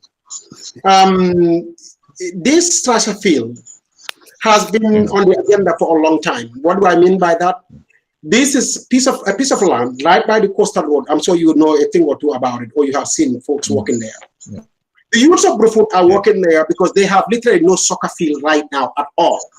I mean, the primary school is where they play. The primary school principal, I mean, for all the right reasons, complain that they cannot continue playing there because, it interferes with the school with activities. I mean, class activities and stuff. So this big, nice piece of land that the townsfolk, it belongs to Brufut, want to establish sports complexes, soccer fields, and all these things to have their tournaments. They haven't been able to get access to because the government, and I do believe some, folks within the corridors of power have their eyes set on this same piece of land because it's prime real estate. Now, it belongs to the town, and all the government needs to do is to sign the title deeds over to the village or the town now, as we call Brufut, is a town, not a village anymore, so that we can use this as a soccer park. I mean, youth activities. I mean, I can go through the whole laundry list of things that could happen over there, skill centers and stuff. But we haven't been able to get this document. As Minister of Youth and Sports, I know local government is part of this, is the one in charge of lands, if you will. What can you assure us that, Bakary, after having raised this with you now on this platform publicly, that you will give this a serious look and do whatever you can, work with the youths of Brufut to be able to secure this land for them so they can be able to use it for the purpose that it's been set out to do. They are already constructing on it, but the government just hasn't given the title deeds over. Okay. Well, I'm not sure if I can be able to give an assurance as to what we can do. But the good thing is, a week, maybe a few days after my swearing in, your National Assembly member, Honorable Baba Jallo, came into the office with the chairman or the president of the Brufut Youth and Development Organization, I guess that's how they call it. Yeah, he came with the MP, the member of parliament, and that's exactly what they came to the office for, to brief me about it and some of the things that they've been doing in the past years to try to recover that place. And they gave me updates of what has happened, especially between them and the former, actually not the former, the current Ministry of Local Government and Tourism, because all of those stakeholders have something to do with it. Yes, and tourism too. So Yes, I told them that I was going to discuss with those two ministers and know exactly what has been happening and what the government position with it, with regards to that land, is. Because again, I don't have the information from my counterparts in cabinet to understand that. And to be able to make a decision, you definitely need to hear from the other two ministers that have been involved in that work. And that's one thing that I need to know. But from their own explanation, it appears as if there is progress, and Ministry of Local Government, together with Ministry of Tourism, have shown commitment that they're going to return that land to them, because that was something that, according to what they said, was acquired by Yaya Jammeh during his time. But this government is willing to return it to the community of Brufut. So we will work on it, and if there is any way that we can be able to return it, we will definitely do that. Because again, like I said, infrastructure matters a lot if we want to develop sports, if we want our young people to be engaged. So we're going to look into it and understand exactly what it is. And if by any means that we can be able to give it back to them, we will give it back to them and even go further to support them to put up structures that can be able to support that area.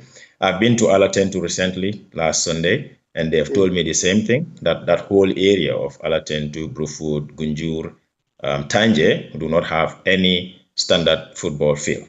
And if we have one in Brufut, that can be able to service that whole area. So yes, the information is with us, and we will try to see what we can do. Well, I'll be in the Gambia soon. You're going to be hearing a lot from me about that issue.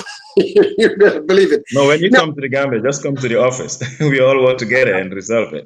Absolutely. And I think one thing that I've been always saying is that we do not have the answers. We also want to hear from people with regards to what has been happening and what they think we need to do to improve our lot. And we welcome every opinion out there from people, and we will work with everyone else to ensure that we do the right things.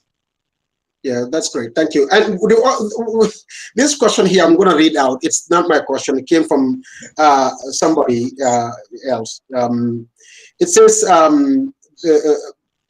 Bakary Badjie campaigned on as, I guess he wants to say, campaign as mayoral candidate about the government and the priority for the youths.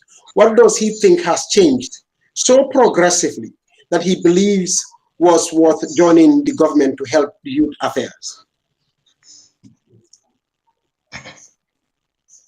Well, I think I know where the question comes from. See, this is a simple matter. Local government, it's not about youth. And I don't know who was campaigning on issues of youth in the council. That wasn't me. Maybe the person needs to go back and look at my postings, listen to my interviews, or watch my interviews. There was no time that I said young people, KMC platform was about young people. No. KMC platform, my platform has always been issues relating to how best we can be able to make the council work for every individual in the municipality, as well as improving on our taxation system and ensuring that we have very credible and very good tax collection system that will be invested into the local communities. And this has been my message ever since. And if you go into my 10-point campaigning, 10-point program, that was the summary of our manifesto. we had only one point was about youth issues. The rest of it was about accounting system, was about infrastructure and all of that. So this issue of me campaigning on a youth platform, that's not correct.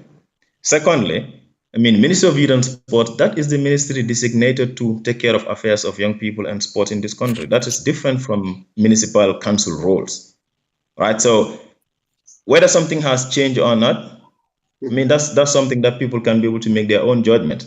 But you cannot compare the responsibility of a council and the responsibility of a ministry.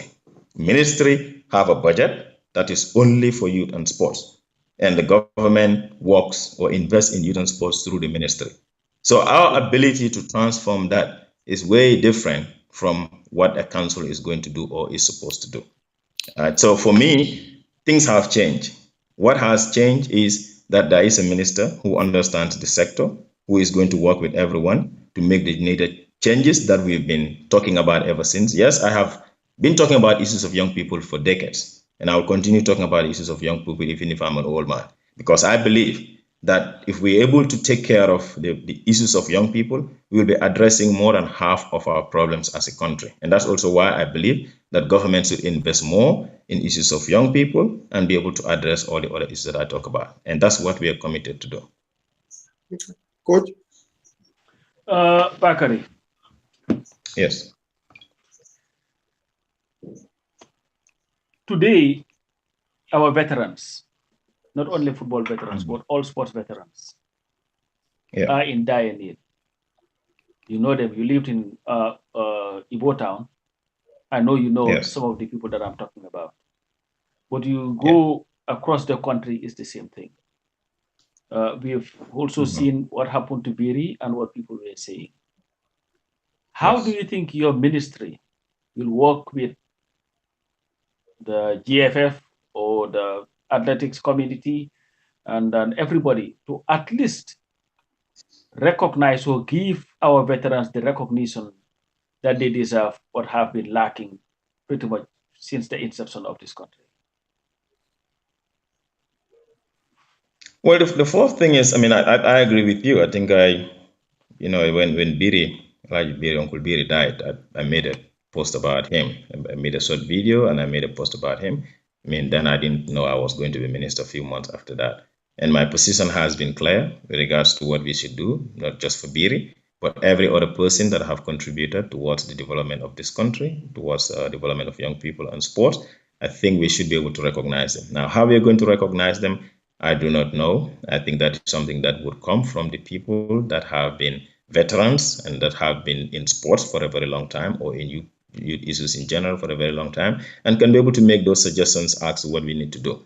But naming places after individuals or getting them as part of our technical side on the national team or on the 20, on the 17, for me that would be great, something great. Even putting them coming on board and running for presidency or any position at the GFF, the Gambia Football Federation, or the basketball and all of these things. I think these are issues that we can do. I believe that they have a huge role to play when it comes to development of the sports. And one of the first things that I did was to have a meeting with former footballers of the national team, and I've listened to them, and they've come up with ideas, and we're going to move it on, take those ideas and see how best we can be able to move on. So yes, we recognize them. And I think if anyone is genuinely going to ensure our sport develop, it will be our veterans, because they play football for Gambia without having much reward, sometimes even paying their own tickets to go for, and in fact, most times to go for matches, or people ask them to pre-finance it and they didn't return. And they had almost little in terms of match bonuses and all that. And they never complained. They did it with their heart because they believe in the country. And those are people that you can entrust our football, and you can be sure that they will manage it. So, like I said, I'm just assuming office. These are all ideas in my head and based on also what I know before, but what I've also been, the kind of information I've been getting from different people since I assume office. And, we will strategize and see how best we can bring them on board. Now, in whatever capacity, as far as we are in control of that, we will try our best. I've also made them clear or made them understood that sometimes we don't have control over everything. Government or Ministry of Youth and Sports control a segment, of the sporting facilities. Sometimes the associations are in charge of certain things, and governments have very little interference or even control over that. Okay, now coming to the stadium, I believe that the stadium is managed by the Ministry of Youth and Sports. It's not owned by the FA. All right. I've seen you had a meeting recently with the board, the stadium board. I don't know whether it was at your office, because the pictures that I saw could not be at the stadium. It must have been they came to you. I saw pictures. It was at the stadium. Oh, it was at the stadium. Okay. Yeah, I went to the stadium, yeah. Okay. Looking at the stadium, I went there for the first time after 25 years in 2018. I was so excited to go to the stadium because I've not been there for so long. And I was devastated where I saw there. I lost hope. I saw a place that I believe is dilapidated, and I believe is very dangerous, the structure, because the stadium was opened in 84, Musa, is it? And 84. 84 was when they opened. 84. Yeah. So almost 40 years now. I don't think there's been a lot of construction done or, maintenance or whatever. What does the government have in place to make sure that the stadium is brought back to standard? And I'm not talking about the other stadium. That will be for another question. But what must be done to make sure that it is fit for purpose? You go there, the toilets are just horrible. You cannot use the toilets there, and everything is there. It's a rundown place, and that's supposed to be our national stadium. Do you guys have a plan to fix it? I know you just knew, but the last time I spoke to you, you were busy reading the notes, so you might have these things all there already. So, do you have a plan to fix it, or do you have a plan to build another stadium and abandon this one? No, the current plans are to. Actually, they've already started that.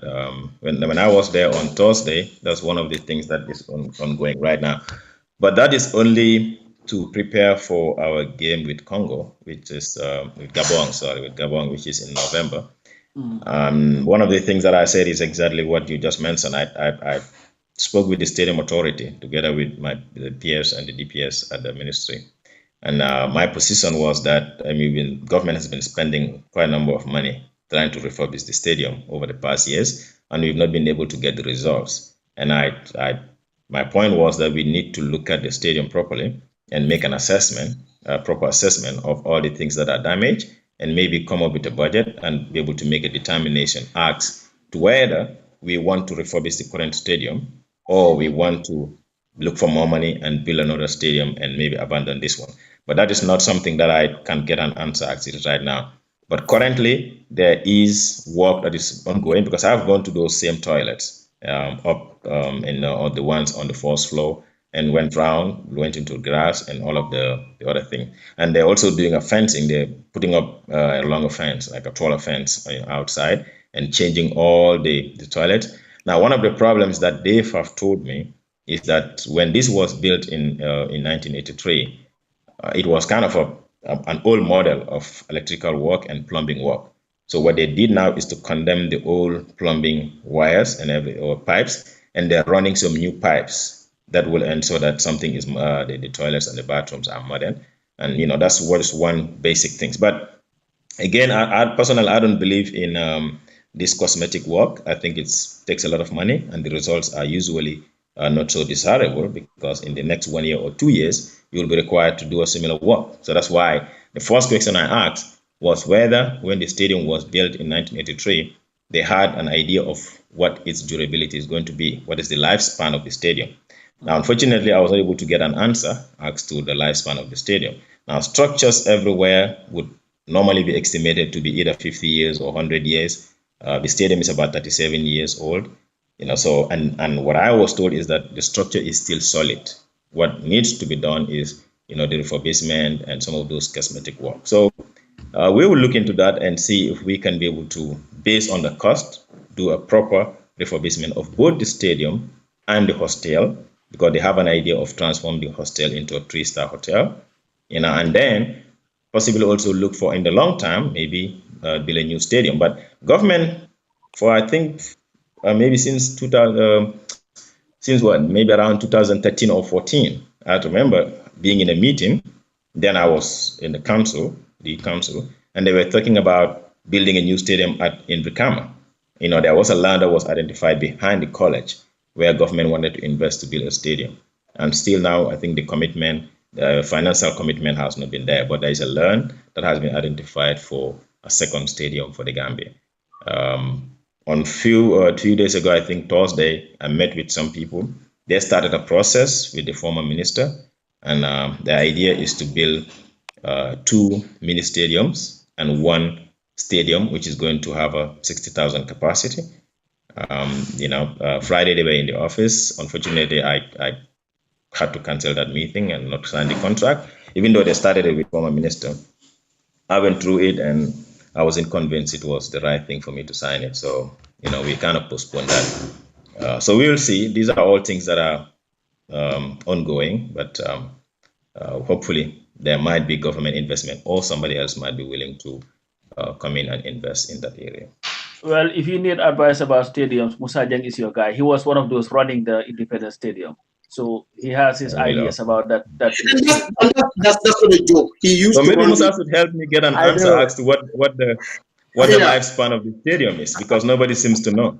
He has a lot of knowledge. Yeah. I had a chuckle when they talk about the stadium, and I had you talk about 3-star hotel and turning it around and investment, and maybe you're the right guy to do that. I had my stint at the stadium, and it was a mixed bag, and that would kind of lead me to my next question, and that is individuals coming to the Gambia, especially diaspora. I'm still going to pursue my questioning on that vein. And to come and make a difference. We all talk about Bakary. And again, I'm really, because like I said, I have tremendous amount of respect for you. I'm not second guessing your character. Most people, generally, they say that you're a nice guy and you're a smart guy.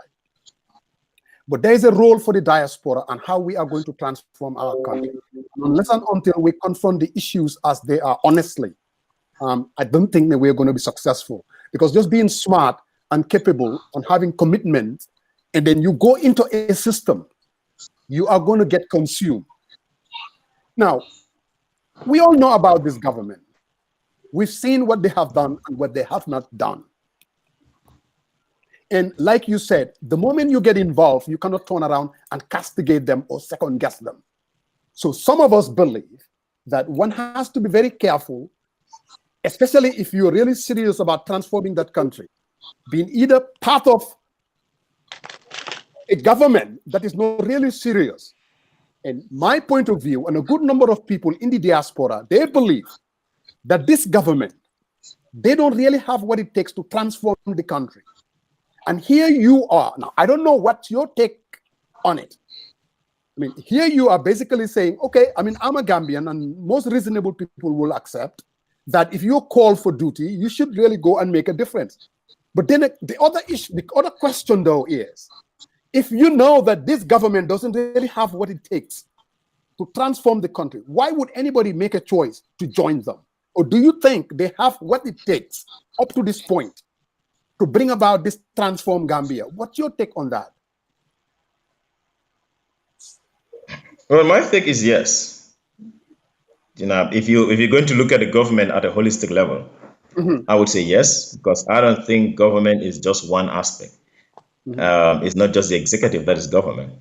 I'm sure, of course, you all know Adam is not about, I'm sure. The government goes beyond the executive. There is a lot of issues, of course, the 3 arms and all of those things, but also there are departmental heads and all the other institutions. So yes, the focus is at the executive level, because probably that's the most powerful government branch. And that's where all the policies are formulated and everything trickles down to the rest of the structures. But I think by and large, having a president there and ministers there alone is not what is going to change government. There's a whole lot of changes that needs to take place. And probably that will take time, or, no matter what government is there, would have to put in some serious measures. So my answer is yes. I believe there is commitment on the side of government, and I am not doubting their capabilities. I'm not doubting their willingness to transform the country. Do they have challenges? Yes. Do we have shortcomings? Yes, they are. But I think these are all things that is work in progress. And I believe that when everyone comes on board, and have the opportunity and be able to make that change, yes. I mean, the system, I agree. I mean, we all have talked about the system in the past. And even going into the ministry 2 weeks down the line, I have seen some of the things that have been happening. It's not just at the government level. It's not just, for instance, if I'm going to speak specific to about the Ministry of Youth and Sports. The problems are not just at the ministry level. The problems are at the ministry and cuts across all the way to the other departments. So there should be changes, drastic sometimes, and sometimes very unfavorable decisions will have to be made. And if you maybe already have granted few interviews here, and I've said certain things that some people were not happy with, and they have tried to reach out to me or try to other people and express disappointment, maybe not disappointment, some kind of anger with what I said, but I said that's the truth. If what I said angers you, then probably the person needs to look at himself. And for me, that's how I want to work with everyone around, that we cannot be able to use resources on things that are not necessary. We can also not be able to use resources, and some other people are expecting to get something out of it instead of investing it in where it's supposed to be. So when we're able to probably control those leakages, maybe that would be a way that we could be able to move forward. But in terms of commitment, I believe there is commitment. Of course, at the departmental level and other places, I still believe there needs to be capacity building, not just human resource, but also material-wise, and all of the resources also needs to be in there. And that's my take on the whole issue, and that's one reason why I accepted to come on board, because I think I can be able to make an impact in terms of changing things. And I've had discussions with people, and that's what I told them. I said, we're going to try to change things, and we will do our best to change. Some people will not be happy. Maybe they would go and report me somewhere else. But whenever they come reporting, maybe the people need to know that I'm doing things based on what I think is right. Yep. Bakary, there was a meeting that was held at the State House. I call it a meeting, a rally. And obviously, it has kind of dominated the news, what Ahmad Ba said and what he did not say. And we also listened to the president himself and then other speakers. I mean, it was nothing but a political rally. And that tells you a lot about what this government is about. My question to you, though, as a newly hired minister, can you tell our listeners, by you accepting the job, are you going to get into the politics of it? Are you going to go out there and rally for the re-election of the NPP? Are you just going to be a cabinet minister who is brought in to work on youth issues and sporting issues? Can you tell our listeners how involved you are? Because I've heard Ahmad Ba and other people basically saying that the moment you become part of the cabinet, you belong to the NPP, and you are even expected of that. I mean, what's your take on it? Can you clearly delineate your involvement in politics and being a youth minister, sport minister for that matter? Can you really tell us? No, I think the last sentence is what explains everything. The ability for one to create that, understand that difference or delineate between a cabinet member and a politician. Once that is established, I don't see any problems with somebody and what you're supposed to do. Now, ministerial positions, and I believe that if that's what Ahmad Ba said, ministerial positions are political positions. So a minister, or let me come back to myself, me being a minister of youth and sports, I have a responsibility to manage the ministry and work for every individual, whether you are NPP or UDP or APRC or DOI or whatever party you have out there, and whether you are in the greater Banjul area or you live in the rural area or whatever differences that we have, the ministry is there for every person in this country, and its primary focus is to be able to come up with initiatives and initiate policies that will be empowering the young people and providing them with all the necessary skills and everything and working towards employment, but also ensuring that sports develop and we have excellence in sports. That is the mandate of the ministry and not politics. Now, me as an individual, I have a time to work for the ministry, and I would commit everything that I have to ensure that we work in our best of ability with the structures that are in place. On the political side, I'm a politician, and I'm not hiding it. All right, I would have my own time to do my own politics, and that would not have anything to interfere with my work at the ministry as a minister. But ministerial positions are political positions, And individuals, apart from the Attorney General, and maybe some other ministers who were appointed based on their technical expertise, like we were told in 2017, all the other ministers are political. And I even want to believe that even technical expertise, you are still a politician. And if you identify yourself with a party, you should dedicate to work for that party and promote the ideals and the programs of that party. So we wouldn't be surprised then to see you on a political platform telling us that NPP is the way to go and the best thing that has happened to this country since sliced bread. So we should expect you be saying those kind of things, right? Right? I mean, and I'm dead serious that you are going to. No, I'm serious too. I mean, I understand your question, and that's why I gave you the answer. I said that if any minister is able to make the differentiation between what you're supposed to do as a minister working for the ministry, and understanding that ministerial appointments are political appointments, and you're supposed to go out there and defend the policies at a political event. You're supposed to do that, and that's my belief, and I'm not hiding it. Now, in 2017, when I committed myself to go full-time into politics, that's what I am, a politician for that matter, and I ran for office in KMC, and I'm appointed on a ministry. If I was appointed the permanent secretary, or was appointed director of a particular institution, that it's up to me to accept it or not to accept. Right. Now, was I in the past asked to work for something in the ministry? Yes. But I didn't take it because I know that it cannot go with my work. If I'm going to be a politician, I'm going to be a politician. So when I was offered certain positions within the department, I know I cannot take it because that is going to hinder my political activities. But when I'm giving a ministerial position and I know that ministerial position goes along with politics, I accepted it because I know I can do the ministry work, but also go out there and be a politician that I am. I guess that's a fair answer, Mr. Badjie. Banga. I guess, it is what it is, right? So, Bakary, the question that I want to ask has to do with the kids with special needs. Yeah. When you look at the Gambia, and this question actually is coming thanks to, say, Toure and Ibu Wali.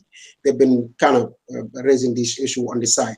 Now, the kids with special needs in the Gambia, whether it's the sports, whether it's in access to sports, whether it's access to sporting facilities, whether it's access to funding for, employment. Activities that will help to give them skills for employment. And I can go on and on and on about so much issues that we have over there. What plans do you have in place for such people who fall within that category? Now, again, like I mentioned earlier, our ministry is open. We're supposed to work for every person who falls under the category of what is defined as a youth. Now, if you are a child, there is a ministry responsible for them, which is Ministry of Women and Children's Affairs. Well, the Ministry of Women, Social Welfare and Children's Affairs. So children will be covered under that ministry. But anybody who falls under that category of 18 to 35, as per we have in our definitions, we are supposed to cater for you. And if you were in sports, of course, the Paralympic Association is here and they're involved in a lot of activities. And like I said, the ministry is going to reach out to everyone, just focusing on one area, but sports across the board. But one thing, I mean, the people in the areas of disability or people with some kind of challenges, they know me. I've worked with them. When I was here working in the country, I've worked with all of these organizations, the Gambia Federation for the Disabled, the Gambia Association of Visually Impaired, which is GOVI, and the St. John's School for the Deaf. I have been to all these places doing trainings and doing a lot of activities with them. And I was also part of the people that were tasked. We had a task force to develop the how do they call it? The Disability Act, that Disability Act. And we've pushed it through for a number, maybe about 2 years after drafting it, going all the way to the National Assembly. So this is something that I'm familiar with and I have the passion to do it. We will be involved in them. We were not going to let them out. If you followed our campaign in the Cardiff municipality, I can say I was the only candidate who had one line in our one program that was addressing people with disability, and not just young people, but people with disability. And I think at the time, council have a role to play towards those people. Yeah, so the ministry would we reach out to people, and see how best, and there will be no discrimination. If you have training on skills, we will get them involved. If you have entrepreneurial training, because ministry have all these institutions that are responsible for that, we will ensure that that is they're taken care of, and they're giving the accommodation to be able to participate effectively in those areas. So now, when you look at the youths, their access to so many things in that country are totally lacking. Especially technology, which is what drives the world today. But internet service, for instance, is too expensive. So essentially, most youths in the Gambia don't even have access to, internet, which they cannot obviously advance their skills, advance their goals, or even get all the ideas that are beautiful, great creative ideas all around the world without access to the internet these days. What plans do you have in place to really make sure? I know this kind of intersects somewhat with the Ministry of Education, somewhat in a way, but I think there is a lot of room there for you to operate as a ministry also, because the youth matters in all facets should be of great concern to your end, even if Ministry of Education might be the one, like you said, something about the kids. What do you have specifically in place to address access to information, for instance, for the youth in that country? Well, now the Ministry of Youth and Sports actually has what we call satellite institutions, and those satellite institutions are specifically established to cater for the needs of young people. So, for instance, we have what is called NEDI, which is the entrepreneurial component of the ministry, and the NYSS, National Youth Service Scheme, focuses on issues of skills development and encouraging volunteerism or youth service that young people can do. And then we have the President International Award, which is also about entrepreneurial development and entrepreneurial and skills development. Now, the PIA has a training institution, which is the IT training, but they also do mechanical training, and they have a carpentry workshop, these are all schools, and it's just one school but different departments within, and there are a lot of young people who go out there to study. And if you look at our tour that we did on Thursday, one of the institutes that I went to was at the PIA, and we put some pictures out there showing some of the things, the tailoring workshop, the IT skills development, and the shoe making. And currently they're putting up a bakery to make bread and other stuff. So that's one institution that I believe we will look into to see how best we can be able to strengthen it and build its capacity so that they can be able to have a lot of young people who go out there and to train. And if they can be able to transition them to the UTG, to the University of the Gambia, so that they can further develop their skills at a higher level, that would be a great thing. So, and then the NYSS also have different batches. They have recruitment every 2 years. And once they recruit young people, they put them through a training and then put them in different institutions based on their choice of skills. If they're interested in mechanics or electronics, computer engineering, they go to GTTI, or if they're interested in management, they go to MDI. So these are all issues that have been there ever since. But like I said, and we all agree, the problem has been that maybe they are not visible and maybe they are underfunded. And so the key thing is, how do we get the resources to be able to make them work, to kind of make all these institutions more efficient and be able to attract more young people. Finally, again, same issues. When I met with the NYSS team, it's maybe what I told him is what I will say here, that we need to be able to look into the NYSS because it was modeled from Nigeria when it was established, and the act also stipulates. And that's why we had around 99, I think, we had a technical assistant from Nigeria who were in the Gambia to help us make our NYSS program look like a Nigerian one. Now, unfortunately, we have drifted from that at the time, but maybe we need to look at that and go back to that same model and make NYSS a proper scheme that is going to train young people on all the skills that they need, which are available in the country. So these are, again, issues that we have them or they've been there, but we just need to make them work for the young people. What's the definition of youth? What age bracket is youth in the Gambia? I mean, or for you guys? No, that's one of the problems again that we have. We do not have any law that defines who a young person or who a youth is in this country. Now, what we had is the National Youth Council Act. And the National Youth Council Act only establishes the council, and they didn't define who a young person is. Now we have the youth policy. Calling himself a youth, and I keep telling him he's not a youth. Musa borderline. I mean, I don't want to make sure that we clear this conversation today, right now, at this moment. No, legally, we do not have. But the African Youth Charter, which Gambia ratified, says that a young person is anybody who is between 15 and 35.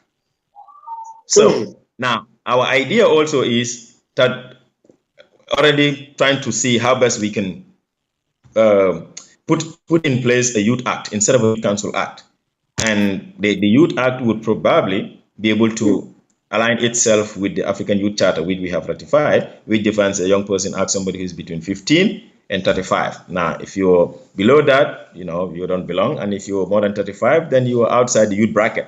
But Mr. Jeng, Uncle Musa can call himself a youth.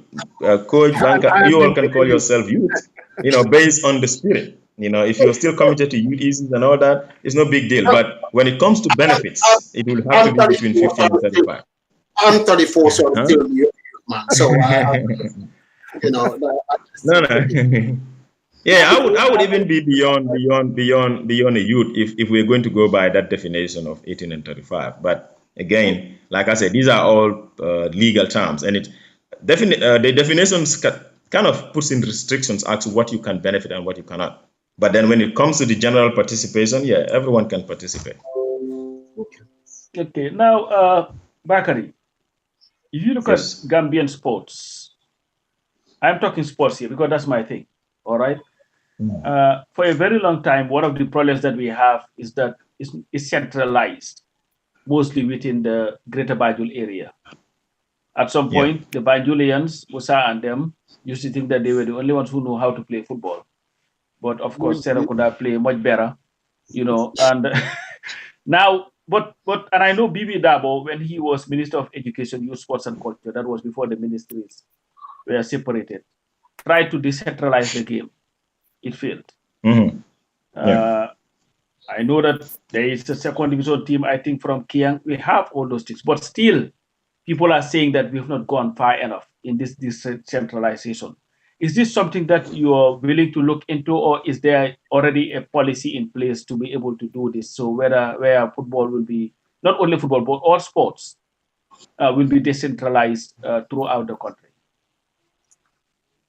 Yeah, we will. We do have that plan to do that. And I think at the beginning of the interview, I did make mention the need to develop our infrastructure at the local level. And that's exactly the reason why I said that, because we will not be able to have a proper decentralization of our sports if we don't have the needed infrastructure. So yes, you want to organize regional tournaments. You want to ensure that somebody in Kiang or somebody in Basse or in Nyamina or wherever, or somewhere in Fonyi, is doing sports in the right way. Then we need to look into having basketball lawns, volleyball lawns, football turfs football fields that are up to standard. At least the very basics should be present. So that's where we need to start, and then go into the issue of developing sport. But yes, I believe that we can have stronger national teams when we have grassroots sports developed through infrastructure, but also having the good players come from there, and you can have a national team that is more representative. I mean, you're right. I mean, last week I met up with 3 people, and they said, at a Gambia team or wakai combo molem drong. It's Sukuta Bakawo and Serekunda. Until that football mol football no lebare bukata. So I think these are things that are realities, and the people in the rural area are talking about it because they feel that they're left behind. So we will look at that and work with the GFF, the basketball federation, wrestling, and the volleyball association to ensure that they go in country and try to get more and more players involved. Now, I'm going to get off of sports and go to politics. Yes. You are a political animal. I know Barrow has taken that title, but we can add you to it. Maybe a junior political animal. We all know that your boss, the president, has been playing footsie with the APRC. Knowing what He's you what? know, playing footsie. Footsie. Footsie. Okay. Yeah. With the APRC. Knowing what you know after hearing everything in the Commission of Inquiry, the TRRC, the killings that had happened and everything.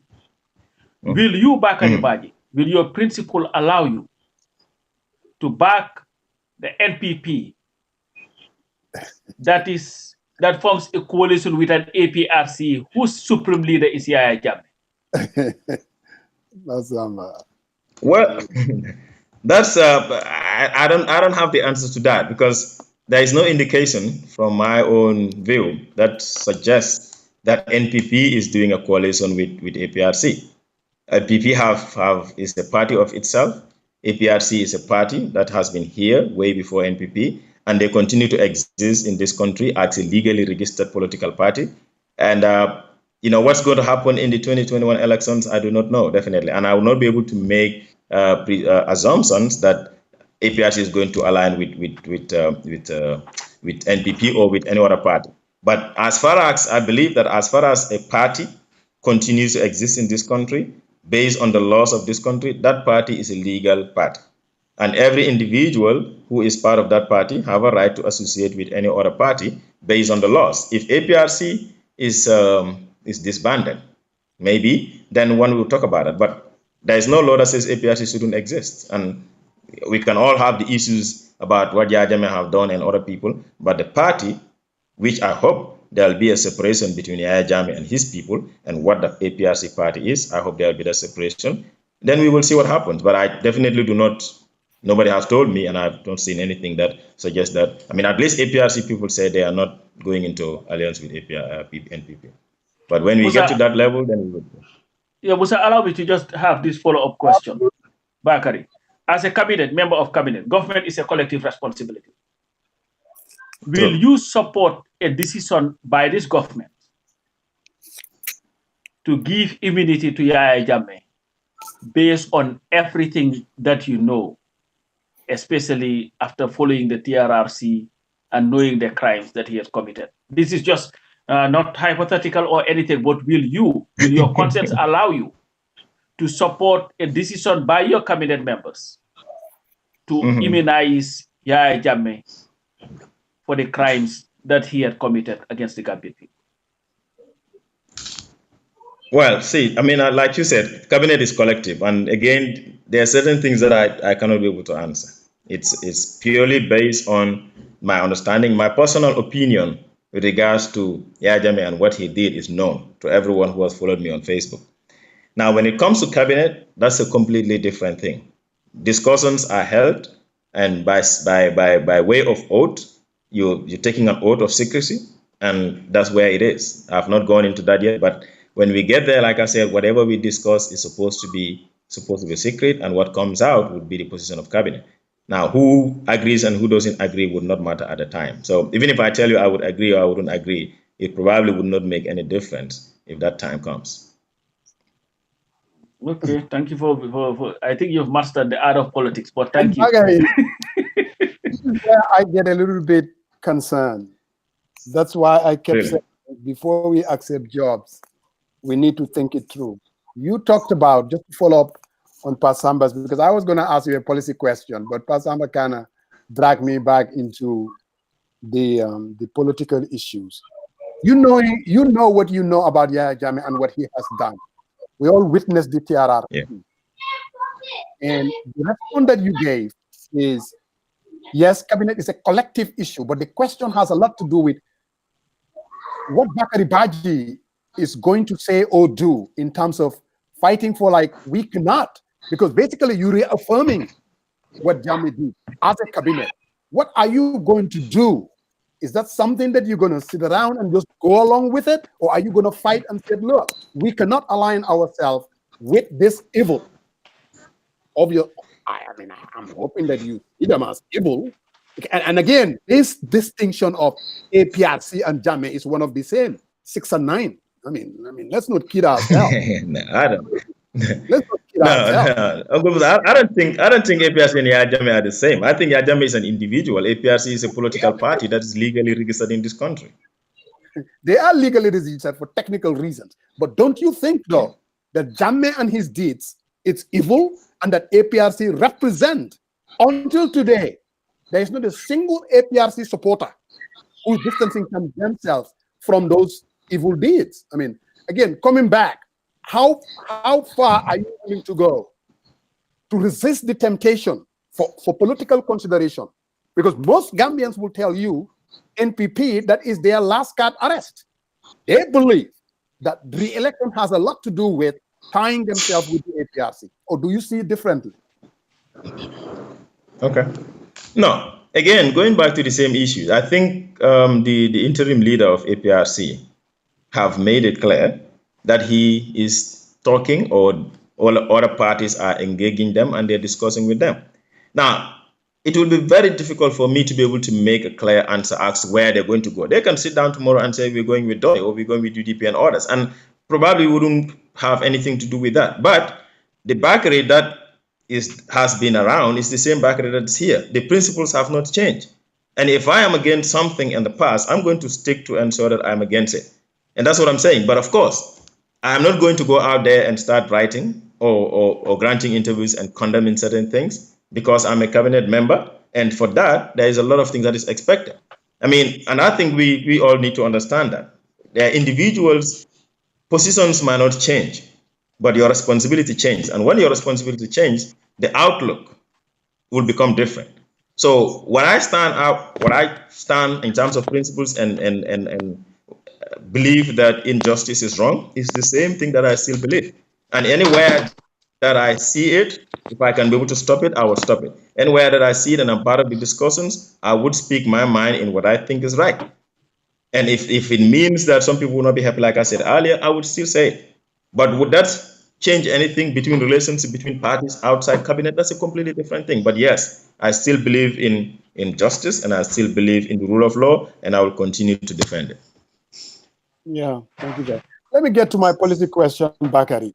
I mean, that has something to do with this whole concept of having a youth ministry and sports. Is it really necessary? Over-bureaucratized? And let's look at, you talk about satellite institutions within the ministry. And Pasamba indicated, I work at the stadium, and stadium was under the ministry. I still believe until today that stadium as an entity is better off if it is autonomous, totally delinqued from the ministry. I think it's a waste of time. I mean, find someone who is capable to manage the stadium and the hostel at the same time, and with their own budget, and just get away from the ministry. And then you talk about NYSS award scheme, arts and culture. The whole, because I look in the West or some of these other countries, and I don't really find them having a ministry of youth and sports. If you talk about sports, you can have a football association, you can have a basketball association. Wouldn't they be really better off focusing on the development of those entities or those sports as an entity? Again, I don't know where, and maybe you haven't really thought about it, but it's this whole idea of having a youth ministry. You got permanent secretary, undersecretary this, undersecretary that, principal secretary that, over-bureaucratized. It hasn't really done anything in terms of youth development since its adoption, was it Pasamba in 1992, or the development of sports for that matter. So shouldn't we just get rid of the ministry and allow these entities to survive on their own? Football can survive on its own. I mean, maybe they can get subvention from the government. The focus is there. Basketball, the same thing. I mean, what say you? Or do you think a ministry of youth and sport is really necessary? Oh, well, if you ask me if I think it's necessary, yes. I think every ministry that is established is necessary. Maybe there might be a way that they merge ministries and reduce the numbers. But again, these are more probably above me to make that kind of decision as to what should be and what should not be. But yes, I believe that the Ministry of Youth and Sports is a necessity. And I think the reason is because development comes through different ministries, and each minister and ministry is responsible to coordinate their own sector and be initiative and get the support and the structures and the systems and the resources needed to be able to run that area. So young people in this country and the sports, for it to move forward, I think there should be some way of coordination. And that's how I see the ministry doing that coordination and facilitation of that sector. Now, you might have reasons why you think it shouldn't be, and maybe that would be again something that's above me. But specifically the Independent Stadium and the Friendship Hotel, maybe, or hostel, I think you have a point. Maybe some privatization might be a better way of managing it and ensuring that it's bringing income, even if it's going to be into some public-private partnership that would enter if government don't have the resources, maybe. But again, that requires a lot of justification, and somebody probably will have to develop a concept as to why that is and how to do it, and take it to cabinet and justify it, and maybe cabinet will have to make that decision ultimately. But yes, and those are areas where you people can come in. You've been there, you know exactly what it is, you've worked there, you know why you think it's not supposed to be under the ministry and it should be independent. If you can help us with, even if it's going to be a short note as to why, and we discuss it at the ministry level and we're convinced that this is something that should be good, we can go into further discussions and get a concept and they share it with the rest of the stakeholders. And if it is approved, then we can pursue it. Yeah, I mean, I have no doubt in my mind that the stadium and the Friendship Hotel would be far way better off if it is self-autonomous on its own. I mean, and just get away from this ministry and no end of board of directors overstaffing. Because I even remember during the time of Buba Balde's days, I am telling you that stadium was overstaffed to the hilt. Most of it was political. They received a subvention from the government, and that was pretty much the justification for everything. Again, coming to the Friendship Hostel, it wasn't really exploited to the fullest. I mean, that entity could have survived just like Senegambia or any of these hotels. The best way to go about it is, like you said, maybe a public-private partnership of some sort and allow them to do their thing, obviously in the hands of capable people that can bring about the turnaround. But again, I can tell you, under this government, there is nothing that I have seen that they are open for serious, fundamental, transformational changes that will get us there. I mean, I sympathize with you. You're a decent guy, and you're going to give it your shot. But at the end of the day, you won't really have a whole lot to show for it. And again, like you, we all supported Barrow and this transitional government. We did. We all did. Unfortunately, they went a totally different direction. And every day we say, I listen to President Barrow and his parables. I mean, Gemba Suma demti naka suyo demti. No, baka joge si geo mo gen baka utle geo. Those kind of things, I'm like, oh my God, it sounds like but Ms. Jang, I think sometimes also we need to be able to differentiate political platforms and when it comes to policy issues. I mean, like what happened yesterday, that was a political platform. They would make the normal rhetorics in politics. That's expected. Now, would they do the same thing, for instance, when Barrow was in URR and he was launching the projects, was laying the foundation for the Basse market, or went on inspecting the Fatoto Bridge, or he went opening the road at Lamenkoto? No, they did not. They were laying foundations, they were opening bridges, and they talk about development and policies. Oh, no, now, when they come to political platform, that's different. Bakary, believe yes, sir. They did. Because I remember him. Yes, he did okay, that you mean during that. Because I remember him saying, "Ne, mune, mune kunde nuro ga sa bay. Jara la ngay mer di xex. Kon sa bay sanch la." Lord Momokowa. And I think that had nothing to do with laying foundation for development. No, he did. Wherever Barrow goes, he throws his shit. But you know, it is what it is. But at least, I mean, I know disappointment. Sometimes people get disappointed, but I think fairly, you know, there's been progress. We cannot just make everything just look negative as it is. There has been progress, and over time from 2017, I mean, we have seen things happen in terms of policies. Are they slow? Yes, they are. But at least there is progress. And again, I am not a government spokesperson, and I can only speak for the Ministry of Youth and Sports. And I know there are limitations, there are challenges, and they have to do with sometimes personnel, sometimes about resources. But by and large, I mean, the willingness is there. And if you have great people on board, hopefully things will get better. Yeah, it comes with it. It's okay. There have been progress, obviously, especially when it comes to the justice the justice and of course Gambia being a police state during the time of Jammeh. There is absolutely no doubt about that. They've done a lot in that area. No. Yeah, no. I mean, again, I always say, to me, democracy. No, I don't even mind them. It's all part of the politics. Well, go ahead. I have not. Some people are saying I'm lobbying for a job at the stadium. Been there, done that, and I cannot. Oh, really? What is left to do at the stadium anyway? I don't know. Been there, done that. I'm not looking for any job. And again, let me interject here. You see, these people should stop talking about this issue of lobbying for positions. I mean, look, this is a simple matter, and I hope people would understand it. If you support a political party, and I said this in my interview with Standard, you support a political party, you support a political head, you support a politician who is running for office.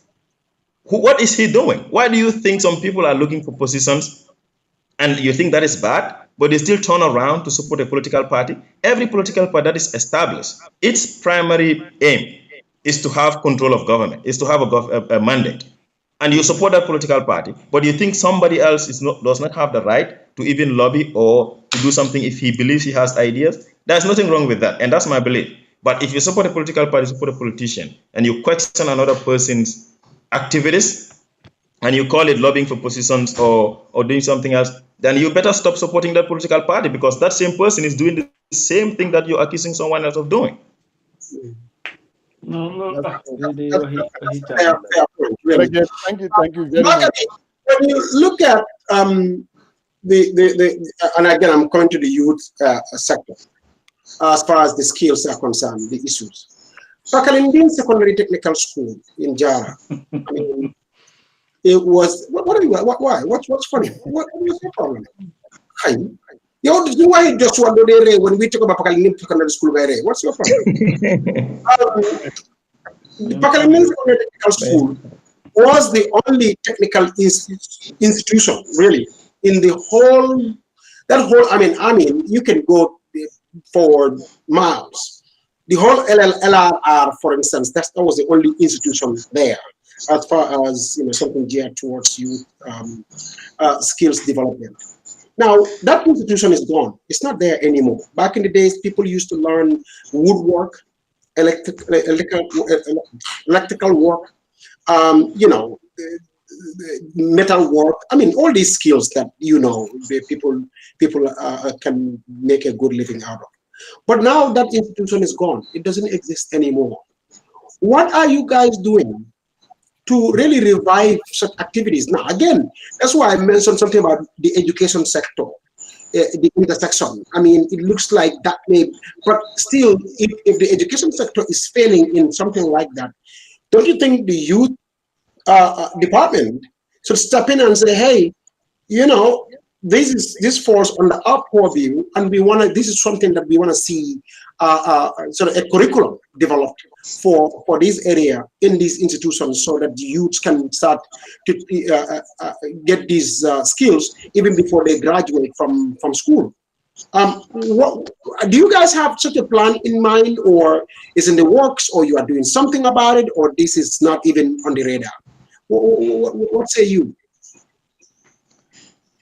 Well, I don't know, Bank. I definitely don't. I think maybe, unless if I don't understand your question, but that probably will be more about the Ministry of Higher Education, that is responsible for tertiary institutions and what they intend to do with some of these institutions. I mean, the training institutions. But for us as a department, like I said, we have our two institutions responsible for skills and skill development is the National Youth Service Scheme and the President International Award.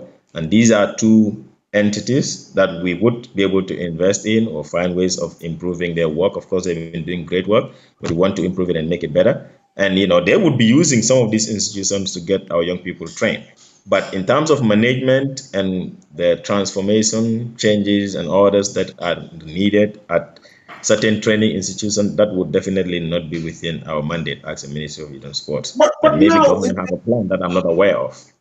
But now, don't you think then that validates? And I want just your take on this as a person now, not as a minister, okay? Don't you think then that validates what Musa, the question that or issue that Musa raised before, which is that these things may be monotonous. In other words, we are having a duplication here. It's just a Ministry of Education. Why couldn't it be on the Ministry of Youth and Sport?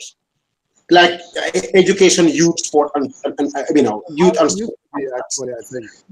Because at the end of the day, when you look at it, your department could be looking at something and saying that's education department's problem. They should be the one doing that. But technically, that could easily have fallen under your purview too. Or they could be looking and saying, Ministry of Youth could be the one dealing with something like this. So in the end, especially in a situation where you don't have the kind of collaborative approach to these things, I mean, it's very, very badly needed skills will be out there and nobody will be responsible for dealing with it, because already now you're telling me, I think that should be Minister of Education. What if I, as a Minister of Education, say, well, that sounds like something that the youth minister should be looking at? I mean, don't you see a problem here?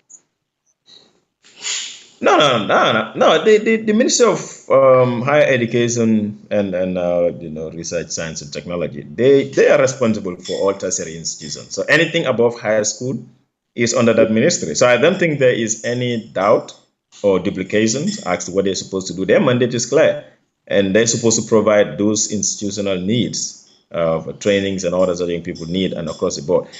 Our ministry is more of what we discussed earlier, and we might be probably going into areas where we would need to develop skills of young people, but it's supposed to be collaborative. But like I said at the beginning, sometime where maybe halfway into our interview, that young people cut across every ministry. Yeah. Because young people go to school at secondary education, they're under the Ministry of Basic and Secondary Education. When they get higher up, they deal with it at the Ministry of Higher Education. But young people who are also unemployed or issues of employment, that has to do with Ministry of Trade. Mm-hmm. And then if you talk about young people who are involved in migration and how you can support them, you're talking about the Ministry of Interior. And the same thing applies with young people who are in conflict with the law. You're talking about Ministry of Interior and Ministry of Justice. So young people issue cuts across almost every sector. Well, I agree. You're not able to find them in one. No, I agree with you. I agree with you on that. But that's if you technically switch the question or switch the issue and make it about specific, youth in general. What I am saying is, when it comes to these issues, yes, youth issues across the board, but there are skill sets, or if you want to call it disciplines, that literally that have been separated all over the place, when they could have all been lumped into one place, and a more comprehensive policy could be how would I call it, envisioned to really address these things across the board within those skill sets. Because when you talk about crime, I mean, crime is a whole different matter. That's not a skill. But now, when it comes to just teaching kids metal work, yes, I get it. Ministry of Trade, you put that there, but Ministry of Education could have easily been doing that. Ministry of Youth could have easily been doing that. So when you talk about specific skills that literally everybody could have claimed it, or it could have been given to everybody, then that becomes a problem. That's why you need to make sure that those departments whose skills, with the skills-driven education, trade, youth, that technically looks like all of those things, you can bring them under youth so that they can, youth sports, for instance, so that they can specifically address these schemes within this entity, rather than having these skills hanging out there and nobody even knows who really takes ownership of it. Because like you said, that falls on the Ministry of Education, for instance. But what about Ministry of Trade? You're talking about a skill set here. Woodwork, for instance. Why would Ministry of Trade not be the one responsible for that, and not Ministry of Education? Why couldn't this be possible? That Ministry of Education, as a minister, he would say, well, Ministry of Trade should be doing that. So I don't know. I think that this is something that you need guys to pursue with the administration and say, hey, we have these skills that technically are hanging out there and they are all over the place. We need a clearly defined process and association or assignment, if we will, for these things. And if that means break it now, I know Barrow will not do this. He will not do anything radical because he's not a revolutionary at all. But otherwise, it's very easy to take some of these ministries, lump them together, so you can achieve the objective. In fact, they once were. Somebody wanted to play politics with ministries, create all these political appointments all over the place, and created so many ministries out of one, which is what the Yahya Jammeh, that was the Yahya Jammeh, that's what he did. Under Jawara, these things were a lot much more focused. And that's why we had more skills training back in those days, if you go back and look, and not anymore. But anyway, I guess this is just a stare. Like I said, these are more really more of like government approach, like a general government approach towards issues. It's not specific to me as a person or the ministry that I work for. But of course, it would be something that would have to come from the top, in terms of what kind of changes the suggested change. But as it is right now, I would want to focus on the things that I am responsible for and what I can do. And of course, we agree, suggestions can come in. Now, suggestions that we think fit within our ministry, we will definitely embrace them and see how best we can use them. Orders that are brought, that would have to be more of general central government roles. Okay, I mean, I honestly see your work becoming very challenging for you as far as some of these issues are concerned. You want funding, just as an example. You want funds for this thing here, and they are assigning all those funds for somebody else over there. I mean, another ministry. Because that might be a reason why they are allocating so little to your ministry. Because one, they probably don't see Ministry of Youth as, that significant in the process. But at the same time, also, they are assuming, well, most of what Ministry of Youth Sport will do have already been addressed in the education part or have been addressed on the Ministry of Trade. If possible, that's why you are only getting the funding that you need. Not that government is not allocating it. It's just not coming to you. It's going to somebody else. You see my Banker. I agree. The next time you guys have a retreat to how to restructure the government, invite Banker Mane. I think so. Banker, what you must remember, it used to be Minister of Youth. It used to be Minister of Education, Youth, Sports and Culture, and the PPP decided to change it. But Banker, in fact, has really made me forget what I was going to ask. I wanted to ask you this last question. Bakary, you were raised in Igbo Town. Yes. Now you're part of the government. It's not your ministry, but you're part of the government. And I was talking to somebody yesterday about Igbo Town. And something he said to me, I never paid attention to it. In fact, when you said where you went to school, brought that to mind. Igbo Town is one area that does not have a school. There is no school in Igbo Town. You either go to Talinding or you go to SDA or you go to Kandiba. Musa and Banka, stay out of this. You don't know what we're talking about. There is absolutely no healthcare center in Igbo Town.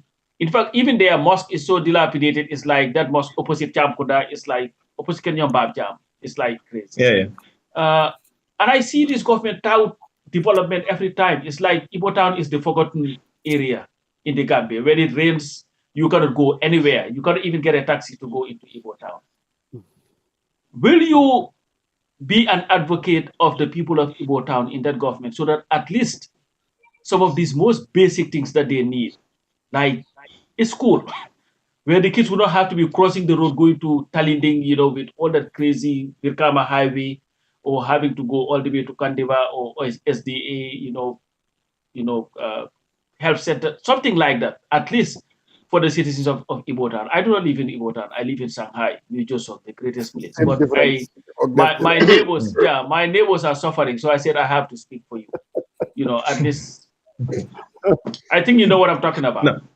I do. Certainly, yes. Let me just one, because just one is in far worse shape than. No, it's not. And you know what's funny, Banker? The two candidates that ran for the National Assembly, MC Cham and I never remember his name anyway, the current MP from UDP, they are all from they're all from Igbo Town. But that place is just, it's crazy. It's like nobody speaks for them. No, I think I agree. Good. You know that area very well. And I mean, it's not politics. I think Ibotan has been neglected for long, from way time. We were growing up, until now, from the previous regimes until now. It's been the same thing.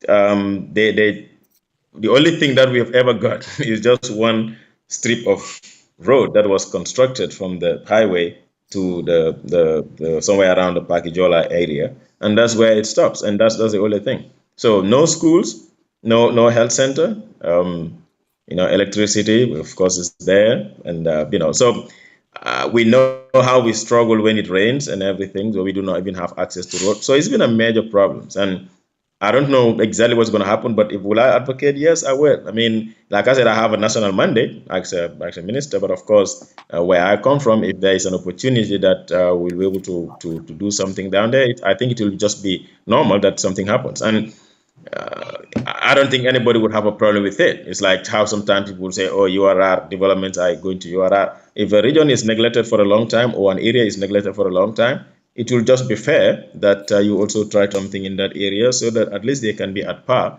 with the rest of the other areas. So yes, we would be there. Of course, right now we have the councillor is from Igbo Town, the National Assembly member is from Igbo Town, but maybe assemblies are more at the policy level. Councillor, I think he should be able to also try to advocate as much as possible for his area at the council level, at KMC level. And government in general should look into ways of improving people's life in Igbo Town. But that whole area has always been neglected, from Joswang, Igbo Town, Talinding, Fajikunda, Abuko, all of that stretch, which is a landlocked area, I mean, a waterlogged area, has always been in very bad shape.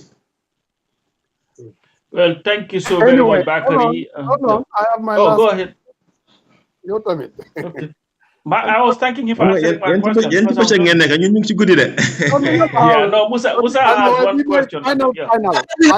That's for you, so don't worry. It's just 2 more hours. I mean, we final question for me, Bakary. And I'm sorry. My final question from me. And listen to Pastor talking about Igbo Town crossing the Birkama Highway to go to school. And that is a problem. How about the people from Kedemba?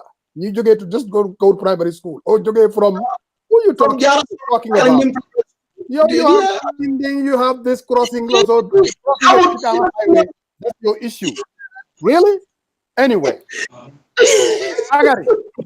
But the population also matters a lot. The Botan is a densely populated area. Thank you very much. Very different from the rural areas, though. And one of the most diverse. Crossing a highway, these people have to walk for miles.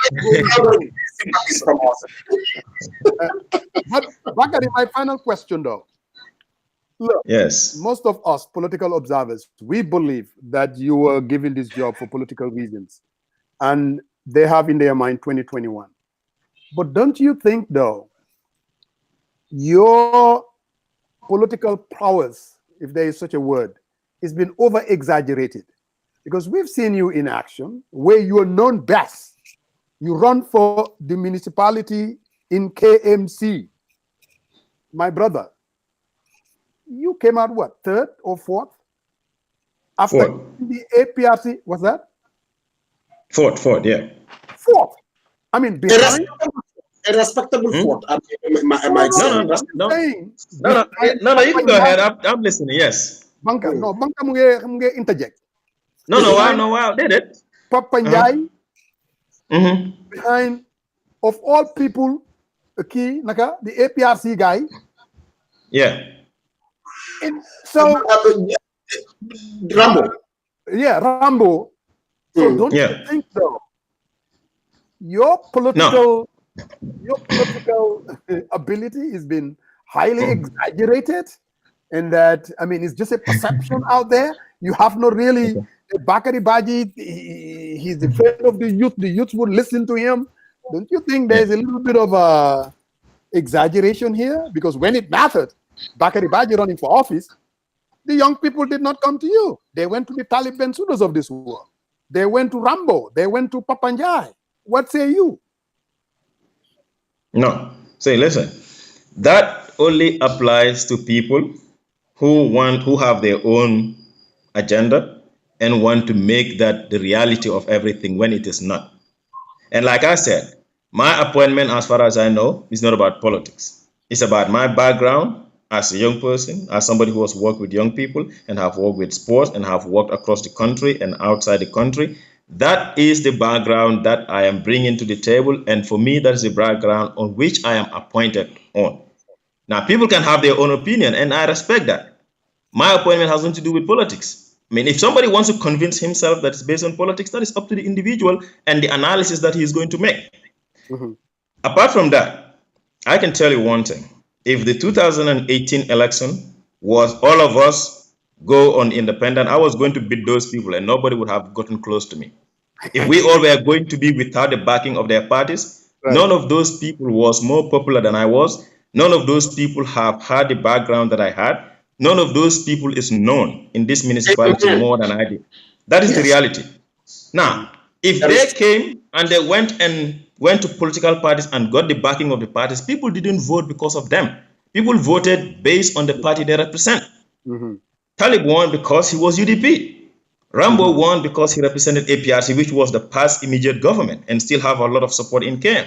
Papanjai came third because he went to UDP, got something from UDP, didn't get selected, and he went out, went independent, was fully backed by the PPP with all their resources and their mechanisms and their YI companies and everything. In fact, they issued a press release and sent it out that the entire structure of PPP within KM should back Papanjai, and they gave him vehicle and all that. I was the only independent candidate who have no political backing, no party backing me, nobody gave me money, and yet I came forward in an election like that, ahead of 4 other candidates, DOI, GDC, and 2 other independent candidates. And you think I do not have support in this municipality? And that's the truth, because Bakary, I was supporting Bakary. I supported Bakary, and I think he did very well. Banga, all we do is ask the question.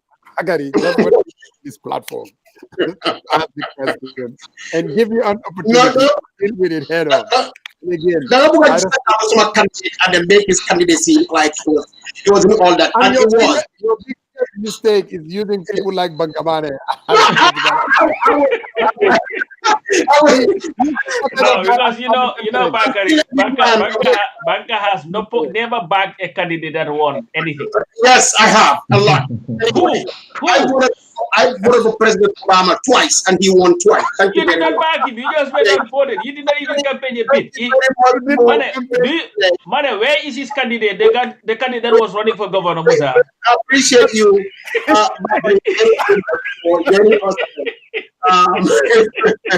Thank you so much. Really. Thank you so much. And Bakary, thank you very much. We all rooting for you, because definitely your success will be the success of the overwhelming majority of Gambians, which are the young people. And just don't ever forget who you are and where you came from, and do not be consumed by the position. And with that, you'll do great. Keep it up. Talk to the people that know. Thank you. Thank you. And it's good being here. Thank you. We'll have you again. But like I said, you all have been in sports. Have ideas, just send us over. Of course, don't mention Banka. Don't mention Banka. Banka is like, listen, Banka and Pata are like, they're the same. The closest they ever came to anything sports is cheering from outside. That's it. I'm an Arsenal fan, and everybody knows what that means. That's where I'm going to start. Arsenal fan. So is Adama Barrow. He's now even a member of the Arsenal district club. So, please. Yaya Jammeh was Man U. No, Yaya Jammeh was Man City. Muntaneka Man U. was Man U. Augusto Pinochet was Man U. All the horrible dictators in the world were all Man U. Well, let the gentleman go. Right. Well, anyway, it's good being here. I appreciate all of your time. And, you all have a good evening. Thank you. Yeah. That was good. Why, Mane Musa? Banka. I was watching the Barrow thing. Did you hear about his Nakalatura, his democracy, Makofidi? Wow.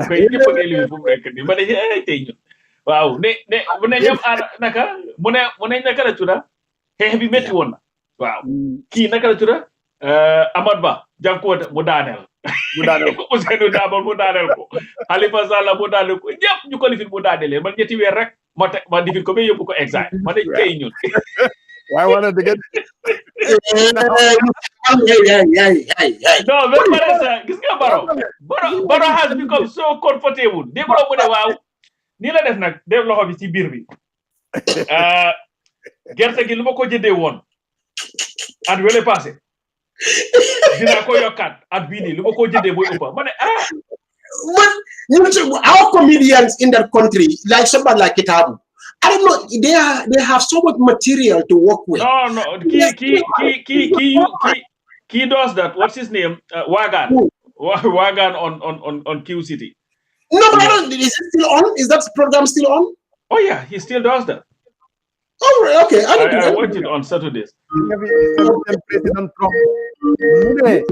He is the best president since Abraham Lincoln. When he has done this, no one has ever done that. Musa, you don't give me a high blood pressure here.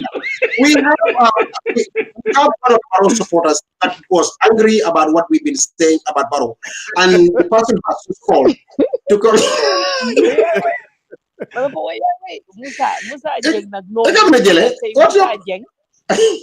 Musa Jeng nag tey moom toj na fa tey bu waxee Seku Sedili toj na fa parce que dafa am yéena yoo xam ne nag man waxi Amat Bah bi dem naa toog naa ma déglu ko because man dama gis nit ñi yëpp jóg ku nekk di jóg ne leen ko dem dafa wax ne nii dafa wax ne ne waaye ma dem ma déglu ko honestly to be fair to him am na yéena yoo xam ne comme li mu wax yëfi poli yi boobu moom is an issue xëy na ni mu ko waxee ne soose yi suñ demee poli yi dem ne le waaye lu mu wax raati apologize na pour loolu waaye saa daw da kay da baa dañ ko daa wax Keba Ngunja xani Keba Ngunja yaa saake ñun time boobu buñ nekkee xale dañ daan déglu woy yooyu xam nga dafa am yéene yoo xam ne we don't have to make it sound like the world is coming bari faatu Keba Ngunja la sa raat de raat dama la wax yéen like we don't have to make these things sound like it's coming to, the world is coming to an end. Didn't you why the way some people make this? Mansa Suma world, somebody went there and said, what are you saying? You should come out and condemn. I mean, why? Lan moo tax lu nekk rek nit ñi dañ war a daw because of Musa Jeng condemn na keneen dafa war a daw mu dem condemn. No, they need to move away from that nonsense. Absolutely. Yeah. Wrong. No, it's wrong. I mean, you're Ninko Gise, Agman Nemo Gise, Lubena. At the end of the day, it's about Gambia. Can you what we want is a better Gambia. Gambia win Bugalula. Why you don't want to condemn because it never young Kojil Ngayobuko was Nagis Bopa. Younger defco about young. It is not like that. You it's all about Gambia. I'm not saying what this guy said was good, but it was not like we had a bit of it was not like that. I'm glad that he came and he apologized for referring to his colleagues as rats. He did that. He apologized for that. Oh, but I missed that part because what He apologized. He apologized. But the thing is, Fadu, he apologized, yes. But I don't think the apology was forceful enough. No, it was just by the way apology. Well, these are no. What's wrong? What I watched the interview. What Ahmad Bah said was that these guys, I mean, he worked with them. If calling them rats, if that's something that was felt offensive, I mean, that he's apologizing for it. That's great. What he should have done was to pause for a minute and then literally address those people directly and say, hey guys, I am very, very sorry because I didn't mean it to come across like that. You all are honorable men and women. I fought alongside you. I will never disparage you like that. If I was coming across as this way or that way, I am very sorry. That was not my intention. One would have really taken that and say, you know what? The guy really is trying to apologize. But look, Lamin Jai, you have to understand, whatever I said over there, if they took it wrongly, I'm sorry about that. But that's not an apology. If it offends you, I am sorry. That's not an apology. Yeah, I mean, I'm not going to sit here to tell you, Nit Kunyo apologize. Man, Nit Kunyo apologize na. What he said was, I am going to apologize for referring to my colleagues as rats. He said that was wrong, and he would apologize. Baron calling people names. Loli Yaga, nyom is normal, and I'm not saying that makes it right. Because Baron did this person should do that. Why nyom? That's what they've been doing. But he came. I am not younger man. You do not support Kensinyom, but I'm just saying it as how I see it. I do believe he should have been a lot more forceful in the way he offered the apology. Well, see, but then he should have. I don't believe in that. That's okay. He wasn't showing remorse. Well, he wasn't doing this. Man, this again say, "Mune, apologize." I'll take his word for it. And that's what happened in this area. When you offend a colleague, somebody who is a key ally of yours, once upon a time at least, you guys all were friends together, going back and forth. When you say something that has created a firestorm like that, you would pause and then address them directly and apologize to them. Not by just simply saying, look, if whatever I say to them, because that was... He said that his colleagues, you better listen to the audio properly. No, don't listen to that. But we are not here for joke. Let us go and condemn that for you. Nikki Mom, you have to make up your own mind when the guy condemn. Nobody says nobody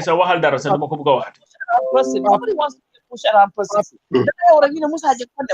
Honest Gambian was saying up to the point that 24 hours balabile def be ni defut ko. Lol is neither here nor there. Fatu. So Man, banka, I call banka. I was heading to the hall. Maneko hey, de ganane amad bawati na musiba de. Understand what I mean? But then I said, where can I listen to it? Some Mr. C said, you can get it from iAfrica. We went to iAfrica, Manma Banka. We listened to it. Banka turned around him. Why man Didn't you say that, Banka? We all listened to it. And that's what I didn't hear. What I did not see was because what I was hearing from people, based on what he told me, was he called Mandinkas rats. And he didn't say that. Yes. He didn't say that. In fact, I don't think that he was. I'm sorry, go ahead. Lola.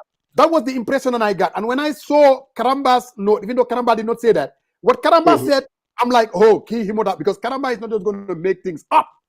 So man, I was convinced Ahmad Ba, he has gone back to his old ways. But when we listen to it, I'm totally surprised. Yeah, because he didn't say that. Then when he tied it now, one thing I can say though, was Ahmad Ba peddling into tribal politics? Yes, he was doing that. Yes. Correct. Yeah. But that's a far cry, though. That's a far cry of inciting violence, or Tutsis calling Hutsis, Gochis, and in civil war, and Gambians are gonna get into tribal war. Come on, it was exaggerated. I don't think that's what he said. No. Sound like the world is coming to an end. Yeah. Really? So say I went there and I listened to all of them. Yeah, man naka meeting boo gën a xorbet musuma ko déglu si àdduna, and I was forced to listen to all those speeches. Ki nga xam ne mooy làmbatoo munta wax su nit ñi waxee lii mu wax lële ba amal ma safa ñëw sa ne dafa nit ku mu dégg pour mu ñëw làmbatoo waaye lu baax mooy xam nga Gambia it has become very sensitive. This tribal talk has become a very, very, very sensitive issue. I blame this government, this coalition government from day one. From the time that UDP was there to now. Because I don't think that they utilize the medium, especially the state medium, to educate the people on this issue as much as they were supposed to. Because it has gone to an extent, everybody is always very edgy. Whatever you say, it will be now looked at, don't you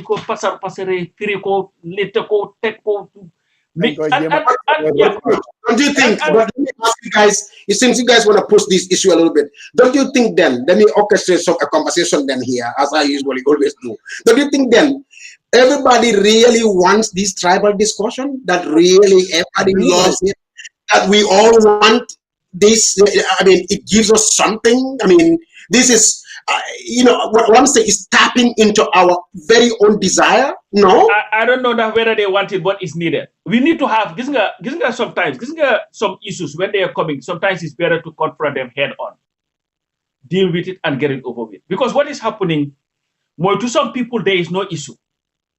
But as long as you have people, because you can always have a very dangerous minority of people who will be fanning the flames to the extent by the time you